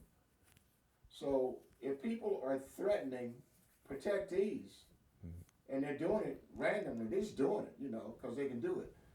You have to know where they're at. And you need to know if you need to sequester them somewhere during the visit. And you can. We have authority to just take them off the street until he's gone. Was there much difference between the position that you held in Cincinnati and the one that you transferred into in New York? I mean, two different cities, two different cultures, two different approaches to, urban living. I mean, was There's a big difference. I mean, you got a Chinese community. You got a taste of everything in New York, and we had a few Greeks. I mean, you had all kind of people in New York, and we had guys that could speak those languages. Maybe I didn't speak them, but when you got called upon to somebody in that community, you would hope that you had somebody in the office to help with that. But those are closed communities. You try to get into the Chinese community, it's tough to get in there, to work against them, unless you got a guy that can speak their language or you have an informant, one of the two. You need help from outside venues all the time. I know that when most people think about organized crime, they think about the Italian community, they think about the mafia, but I also know that there is organized crime within Chinese communities, with all, yeah, Black right. communities and our communities. I mean, dealing with the mafia, I dealt with the mafia in a counterfeit case in New York, and I was undercover, matter of fact. And it was in Little Italy, the community, Little Italy. And the counterfeit plant was in Little Italy, and we had busted the plant. And the guy told us that they still wanted to do the deal, and that the money came from the mafia, who had their little house, the mafia house. It was there. They had their club. It's a club, gentlemen. And so I went in to print. I told you I could print. I went in to print the money, myself and another guy. But then, so I don't know what happened to the other guy, but we printed the money up, and it was for the mafia. But what we didn't know was that the guy who was in there with us when we were printing the money, who had been arrested, had told the mafia who I was. He told them. We didn't know that. And we also didn't know what happened to the other printer who had disappeared. He was gone. We didn't know where he was at. We had a warrant out for him. We had arrested him, and we thought he ran. Well, maybe he didn't run. They found his motorcycle at a pier. He was nowhere around. We think that they put him in the water. We never found him. So when they knew who you were, what happened after that? Okay, what happened was that I was just up there one day and wondered why this deal hadn't gone down. I said, we got the money, they know it, and the guy, he was just nervous every day, saying he wanted to kill himself. I want to kill myself. He was scared because he probably knew they'd killed the other guy, the mafia had. So I got tired of him saying he wanted to kill himself. Whether it was a good move on my part or not, I don't know. I took my gun and I handed it to him. I said, okay, kill yourself. He stuck it right in his mouth and pulled the trigger. Right there, I knew we had problems. I called the boss. I told him what had happened. He said, you got to get the hell out of there. He said, before you go, though, let us get up there, and then we want you to go and knock on the door of the mafia and tell them you want your damn money. I said, I'll do that. So this guy was serious about killing himself, but I had unloaded the damn gun. I ain't stupid. I gave him an empty gun. And if I'd have missed a cylinder, I wouldn't be talking to you today. I took all the bullets out. And he was just scared. So I went up and banged on the door and everything and got him mad enough to curse me and say what they were going to do to me and come out. That's all we wanted them to do was open the door. Once they opened the door, gangbusters went in. That was the end of that case, though. And we're pretty sure he killed the printer. They killed the printer. They were mafia, no doubt about it. Mafiosos. When you did a case and you brought it to a conclusion, did you ever have to go to court? First I ever got in these cases, I had to go to court in Cincinnati once on a guy, bad guy. But The other cases, no. All I had to do was go to the grand jury and talk to the grand jury. And when the guy came down, when the indictment came down, and he saw what he was charged with and what I had said, they had no choice but to plead out. They didn't want to go to court. They had an option. They could go to court, and I would go in there and testify, but I never had to go to court. All I do was go to grand juries and indict them. In an instance like that of going into a court situation, even if it was the grand jury, that reveals you. That reveals your face, Yeah, your they name. didn't know who I was, exactly. Yeah, right. Yeah. So unless it's an in-camera proceeding about they don't do that, but yeah, if you go to grand jury, yeah. So in a case like that, I mean, you're kind of exposed. I mean, but it's the grand jury. It's not the bad guy. The bad guy's not in the room. The bad guy's not in the grand jury. He's in jail probably. The grand jury meets separately, not in front of the bad guy. You know, and it always worked out. Always worked out. Matter of fact. So you're a number of cases, too many. So your name and face never gets revealed to the public. No, we just say the Secret Service agent. You know, but the only way they know me was through my pen name, which was Bates, or it was Ambrose. Long time ago. I don't go on social media because I just put too many people in prison. I mean, too many. Hundreds. There's just too many people went to prison. You know what? We went up and arrested 67 guys one night when we were expecting 3. And we didn't have enough guys and we didn't have enough handcuffs. We had enough handcuffs except for myself. And they had me standing with my hand behind my back. So the bad guys wouldn't know I was in on it. But the guy came up to me and he said, Grayson, he said, we ain't got no more cuffs. You're going to have to break away and escape. I said, what? He said, run. So I did. And they acted like I was getting away and started yelling, but I was gone, you know. It was kind of funny. But it wasn't funny. The thing about working in New York, if you worked in New York and you ended up at the end of your career turning in your equipment and you still had your handcuffs, your original handcuffs, you didn't make any arrests. Nobody I knew ever ended up with their handcuffs. And we had to explain it to the guy that was doing it and said, man, everybody used everybody else's handcuffs in New York. Because we used them. We locked people up. You know. So in New York in 1977, Yes. the move was made to Los Angeles in '83. Why did you move from New York? I mean, you're all the way across the country now. Yeah, that's a promotion. They promoted me to assistant to the special agent in charge. There were 3 of us, maybe 4 of us with that rank in the office. Then you had one guy that was over us, then one guy over him. That's the way that worked. You had the special agent in charge, assistant special agent in charge, and assistant to the special agent in charge, which 4 of us were.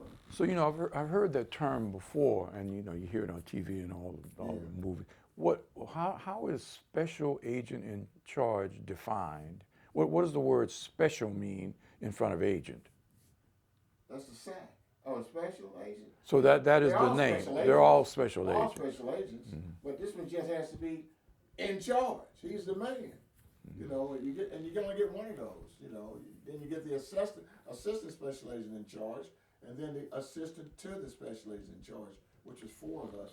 In LA, that was kind of interesting because at the Christmas party, when I first got there, I went to the Christmas party and had all the bosses around the table. And one of them said, "Well, this is Grayson, assistant special agent in charge. I mean, assistant to the special agent in charge." And this woman said, "What?" She said, "He is an assistant to the special agent in charge." It's black. And they said, "Well, yeah." She was appalled by that a black man could be at that position in the Los Angeles field office, and I could tell it on her face. I just went on and went through the dinner and left. No big deal. Was she an employee? She was the wife of another. I was the same rank as her husband, and she figured that shouldn't be. So I know that you mentioned the word rank, and so that's I think that you also mentioned numbers in the ranking situation. That's an equivalent to a promotion? Yeah, that's a 14. I was a 13 in New York. Yeah. When I became assistant to the special agent in charge, they gave me a 14. Right. So now I'm a 14. Because the feds use a numbering system Yeah, for. and then the guy next over me was a 15, and then the boss was a 16. And then you get stepped after that. I retired as a 16-5. Can't get much higher than that unless you're a senator. So you made the move from New York to Los Angeles. That must have been a difference as well. It was. I mean, you go from in housing, it's just expensive, very expensive to live in Los Angeles. And I lived in a place I lived right outside of Pomona in a place called Diamond Bar.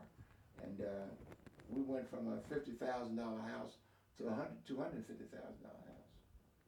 And that was a heck of a payment. And that's when I knew I couldn't take any money out of the house anymore.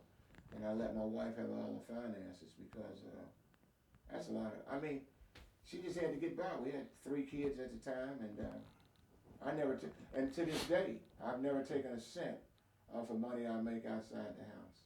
Not 1 cent. Not out of retirement, not nothing. I give it all to the house. And maybe that's crazy for doing that for all this long, but it's the way I did it. I didn't say I didn't take money from my work now. If I was working private stuff, of course I took that money. But the way you can save money when you're in those places is that you travel so much that you get a certain per diem every day. And if you miss a meal, then that's $25 in your pocket. You know, they don't tell you you have to spend that money. That's your money, you know. You get it on expenses. I'm not clear about something. You said you didn't take money out of the house. You don't No, mean I the didn't. residence. You mean, what house are you talking about? I'm talking about, like, to this day, my check from the government, I haven't touched it since I left New York. I haven't touched it. Well, I don't understand. I let my wife had to use the money for the house. It's house money. Okay, all right. Yeah, I haven't needed it. I traveled so much and did so much that I'd always have $200 or $300. You see what I'm saying? So I didn't need money for anything else. So, L.A. is a different culture out there. I know I've been out there. I know what L.A. is like. I've been to New York. I mean, I know the difference between the two. My first question is, why L.A.? I mean, why did you move from New York to Los Angeles? Well, again, in the Secret Service, you bid on something. You know, if they got 3 offices that are open, like I could have bid it on L.A., I could have bid it on Detroit, and I could have bid it on something else. I forgot what the third one was. But I bid it on Detroit. But the boss in Washington said he didn't want me to go to Detroit. He said, I want you to go to L.A. Because he wanted me to go where he had been, I think. He'd been in L.A. So I went to L.A. And I didn't mind going to L.A., but it was just kind of expensive. But it was okay. It wasn't a bad move for me. And so now this was 83. 1983, right. You know, you made the move from New York to Los Angeles. Were you doing things differently in LA that you didn't do in New York? I was supposed to go out there and run the intelligence squad. They brought me to Washington and trained me in the intelligence squads and stuff, and told me what I could probably be doing. But when I got out there, they put me in the special investigation squad, which meant it dealt with background investigations. It dealt with facsimiles of genuine currency and things like that. And it dealt with people trying to get into the federal government, and you have to do a background investigation. It was okay, but they told me I was getting intelligence, but I didn't. But I didn't argue about that. I just did what they said I should do and did my job. But I had the SAC out there on TV, and people were jealous of it probably once a month. I made my guys go out and work our stuff and make cases, because I was used to working in New York like that. And so when you can lay out something for the SAC to call the news people in, That's good. We got a murder case. See, they figured that we couldn't make cases out of this stuff. We made cases. We made a murder case and found the guy guilty of a case that had been closed. That stabbed and killed the old lady with a fork. We found him and arrested him, and he's in prison today, I think. So by '83, by the time you made the move from New York to Los Angeles, you weren't doing undercover anymore. I wasn't supposed to, but they asked me to do one thing for them out there dealing with Islam, so I did that. But that was short-lived. It didn't last too long. But that was the last time I did any undercover work. I never did it again. So you used the phrase "made a case." So why don't you define that for me? What would be the things involved in making a case against someone other than catching them doing something? No. When I say made the case, I mean successful. Completed it. Successful. Yeah. Something that made the case. It was successful. A successful operation. That's how I use it. We didn't pin anything on people. We actually made the case and made it correct. When I say made the case, that's what that means. But it also means that you would have to do investigations, gather evidence, and talk to people. And exactly. All right. Yeah, that's what I was getting at. Because we made the case. We actually had a good case. Yeah. We made the case. It was a strong case because of all of the work that you did before yeah, right. Okay. All those cases, we made the case. Mm-hmm. So, were you the assistant to the special agent, or were you the special agent in charge? No. In Los Angeles, I was assistant to the special agent in charge. Okay. Remember, you had over me the assistant special agent in charge, and then I was under that in LA. I was a 14, the next was a 15, and the next gentleman was a 16. So it does sound like if you weren't doing the undercover stuff, you were doing things that might have been more related to being in the office and trying to do. I was running a squad, but you could still get out on the street and see what was going on. That's not to say I wouldn't go out on the street and watch a case go down, which I have done. Well, the agents are doing something, and I'm understanding what's going on and have already set up how it should go down. And then if it goes down very successfully, maybe there'll be a press conference or something like that. How many agents were in a squad? Well, when I had the check squad out there, I guess I had 25, 27 agents. When I had the SA squad, I think I had like 11 agents doing the background investigations and things like that. So you would direct these individuals to do investigations based on who it was that they were investigating? I mean, no. Yeah, I handed out the investigations. You had a number of investigations that would come in. So I would dilly them out to different agents to go out and do them. They had a time period to get them done. And if they didn't get it in the time period, they had to status that case every so many days. I had what we call a control box. And I'd have to check the control box to see what I'd annotated in there as to how the case was going. Because sometimes at some point you might have to report that back to headquarters. I know people identify New York with organized crime. I'm assuming that there was organized crime in Los Angeles as well. Were you involved at any level with investigating people out there who were involved in organized crime? Well, we had a guy out there, yeah. It was organized to the fact that he was a printer. And what he was printing was United States savings stamps. And we busted him, got his big presses and everything, and convicted him. So, I mean, you even think about, well, how did people know that was counterfeit? But they were counterfeit stamps.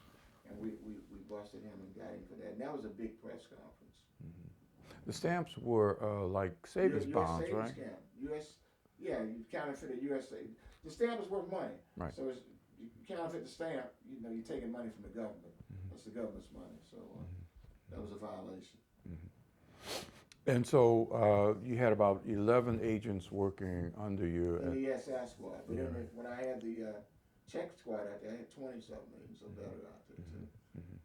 And I had managers working under me then too, because you'd have managers even though I was an AT, I had managers under me who were just senior 13s, and they'd be managers. They manage the case. They're supposed to manage the guys in their little squads, you know, because you have different sections of, you know, you have Los Angeles proper, and you had all our those counties that we had to do. It's a big area. We went all the way to Santa Barbara, pretty much. You mentioned to me as well that you made efforts to bring in African American agents into the service. What? That was one of the responsibilities to do that, but we might have brought in two. I don't think we brought in more than two because they had a hard time passing the test. And the thing was, I told them where they could get the test and study it, but they still couldn't manage to maybe get the math or something. I think it was word knowledge that tripped a lot of them up. But most of the people that came actually had exceeded the age limit, or were going to exceed the age limit if they weren't hired, which was 35.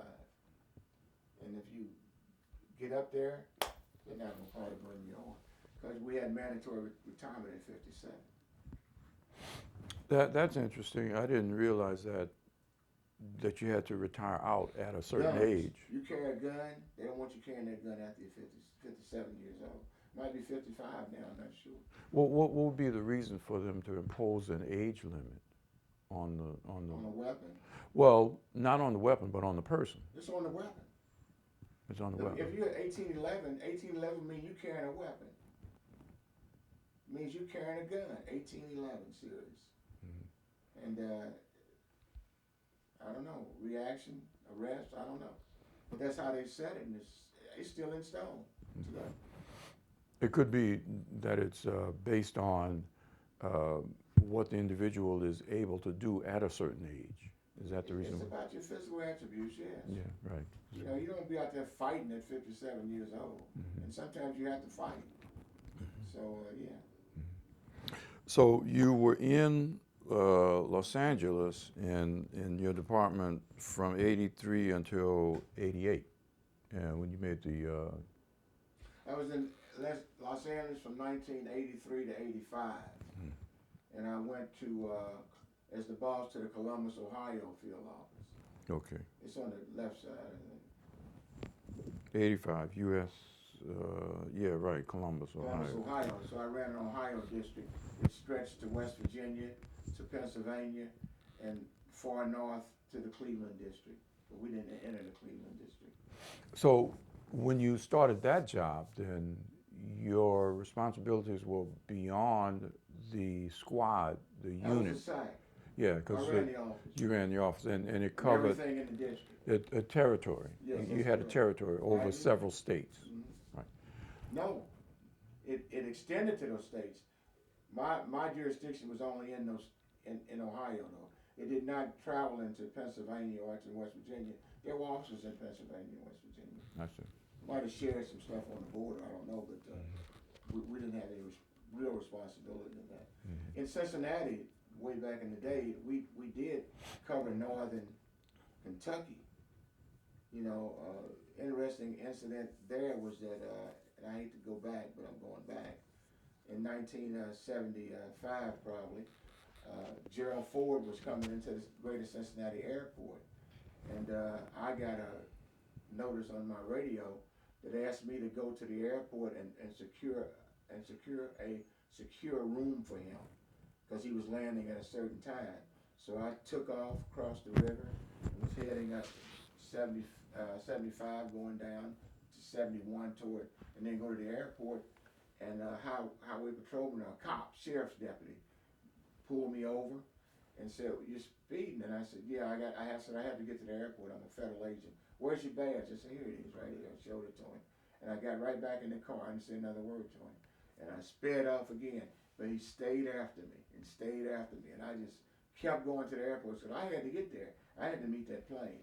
And so I pulled to the curb in Cincinnati, and I got out the car getting ready to go in. He got out his car and pulled his gun. I said, "You a dumbass. Are you about to shoot? Shoot." And I went on inside.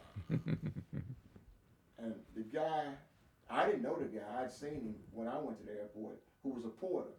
Doing the bags, he couldn't believe that. He said, he called me at a restaurant one day and he said, I saw that. I saw that. I said, you saw what? He said, you told him a dumbass. Told him to shoot. I said, yeah, he was a dumbass. I told him I was a federal agent, but since I'm black, come on. But he didn't shoot. He wasn't stupid. He just was dumb. Now that happened. Does it make sense? I could have arrested him. Violation of 3056. I could have pulled my gun, threw him on the ground, and arrested him. He's interfering with me and doing my duty and protection of former president of the United States, a former president of the United States. I could have arrested him. He don't know the law. He's just a cop, and I was black. And I had an old Rambler, and he figured, whatever. So that was the period of time that you were in Columbus from 85 until 88. 85 to 88, I was in Columbus, Ohio. Yeah. Mafia, we deal with the mafia once up there. Most of the work, we did a lot of work though. We had a couple of guys that really liked to do work in the field. A guy by the name of Campbell and one named Montgomery. They enjoyed working. I mean, they would work. We didn't have too many of the guys that wanted to work, but those two guys really wanted to work and do their job. We had a pretty competent office staff also. But on this one case, Montgomery used to make a lot of cases, and he made this one case of some guys out of Texas who wanted to come up to Columbus and sell counterfeit money to the mafia in Columbus. Mafia guy, made mafia guy in Columbus. So we got involved in it. Montgomery was doing the undercover in it, and the mafia guy talking to the mafia guy, and because he figured the blacks had the money to buy the money, so he brought the guys up from Texas. Four guys in a van came up from Texas to do the deal. So my thing was that I would go out and now I set this deal up. I set up the hotel, meaning that I gave the diagram, showed everybody what they were supposed to do. But before the Texas guys got to town, I called Cincinnati. I called a buddy of mine named Jim Christian. He was the boss down there. And I said, Jim, listen, I need some guys that'll fight if they have to fight. I said, I need 4 or 5 of them from you. I said, I got some guys, but I said, I need some guys that'll fight if they have to. And so he sent me 5 guys. Now, I'd seen these guys, I knew them in his office, and I knew if a fight came, I knew these guys from Cincinnati was going to fight. So we got in position at the hotel. Montgomery did the undercover. The deal went down. It went down, but it didn't go down. It wasn't completed because they hadn't come around yet with the money. What I'm saying is, we were ready to pay. So all of a sudden, I was in a room with one other guy, and I said, let's go. And he said, go. He said, we're going back. I said, we're not going up the hall. I said, well, we're going out this window. We went out the window of the hotel into the back parking lot. And back there, we found Montgomery and these guys and arrested them, okay? But we didn't find the van. The van we knew we were paying for it, but we didn't find the guys coming around with it. And all of a sudden, all you heard was shotgun going off. Boom, boom, boom. And then all of a sudden, here come that van around the corner. We got the undercover on the ground. We got the bad guy on the ground. And I'm standing out there with a 357, and here comes the van. And I hear the agents and me too yelling for the van to stop. He didn't stop. I fired my weapon, and then them boys from Cincinnati lit that van up. We know we didn't have anybody in the van, and sure enough, they swerved off from us and went into the infield of the airport, down a corridor. We put a helicopter on them and stopped them up the road, brought the van back to the location, got the money. We then shot, one of them in there was shot, maybe a couple of them was shot in the van. So the thing was, this is not over yet. So the van was there, and it was just full of holes. And the press asked me later that evening, they said, well, Agent Grayson, they said, how many times did you shoot at this van? I said, we might have shot at it once or twice. I don't know. Then they pan to it. It's got holes everywhere. I said, well, maybe it was 3 or 4 times. I don't really know. But anyway, we still had to go and find the mafia guy. We found him. He was going back to his office trying to get out of town, and we arrested him, trying to get out of town. We arrested him.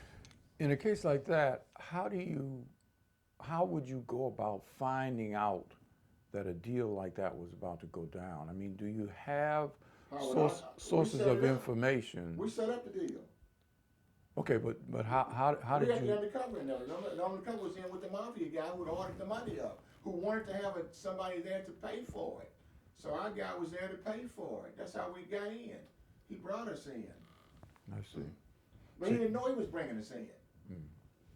Okay. Yeah. So you already had somebody on the inside who was dealing. Yeah, my undercover was in there. Yeah. Correct. But wait a minute. It's like I said. So we asked, well, where were you guys at? I said, well, we interviewed them, and once you have a shooting, you got to turn your guns in, okay? So everybody had to turn in their gun, and we had some extra guns at the office that we could give the guys, but you have to turn that gun in if it's used in a shooting. So one guy was hiding under the dashboard, afraid because the shotguns went off. The 2 guys back with me were the only one from my office, were the only ones that didn't fire their weapons. I called Jim Christian, remember? I told him these guys ain't gonna do what's necessary here. They didn't. They proved me correct about that. But the Cincinnati guy was the one whose shotgun went off because they went after him over there, and the guy from my office just scared, was hiding, and then these other 2. I mean, but whatever. That's the deal. So the guy that was hiding, they shipped him out of the office the next month. They made him go to Washington. They said, you can't go back and be on the street like that. Well, Columbus, I know, was pretty different from Los Angeles. It was. Different cultural.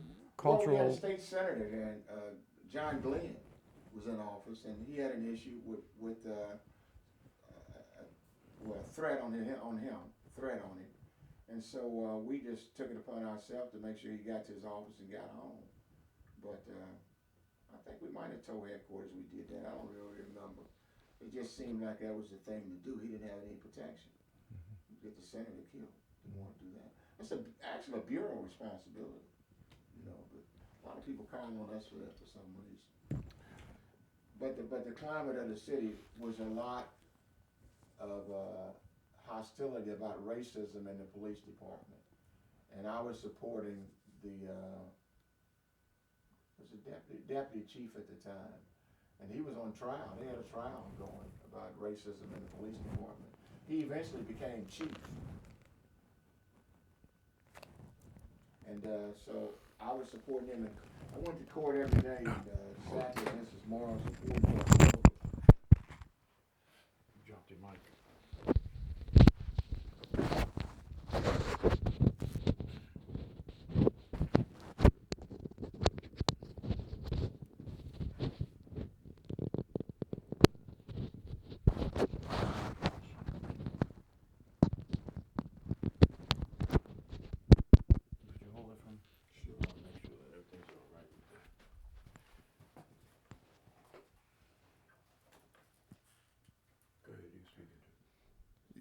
So I went to court every day for him because to be moral support.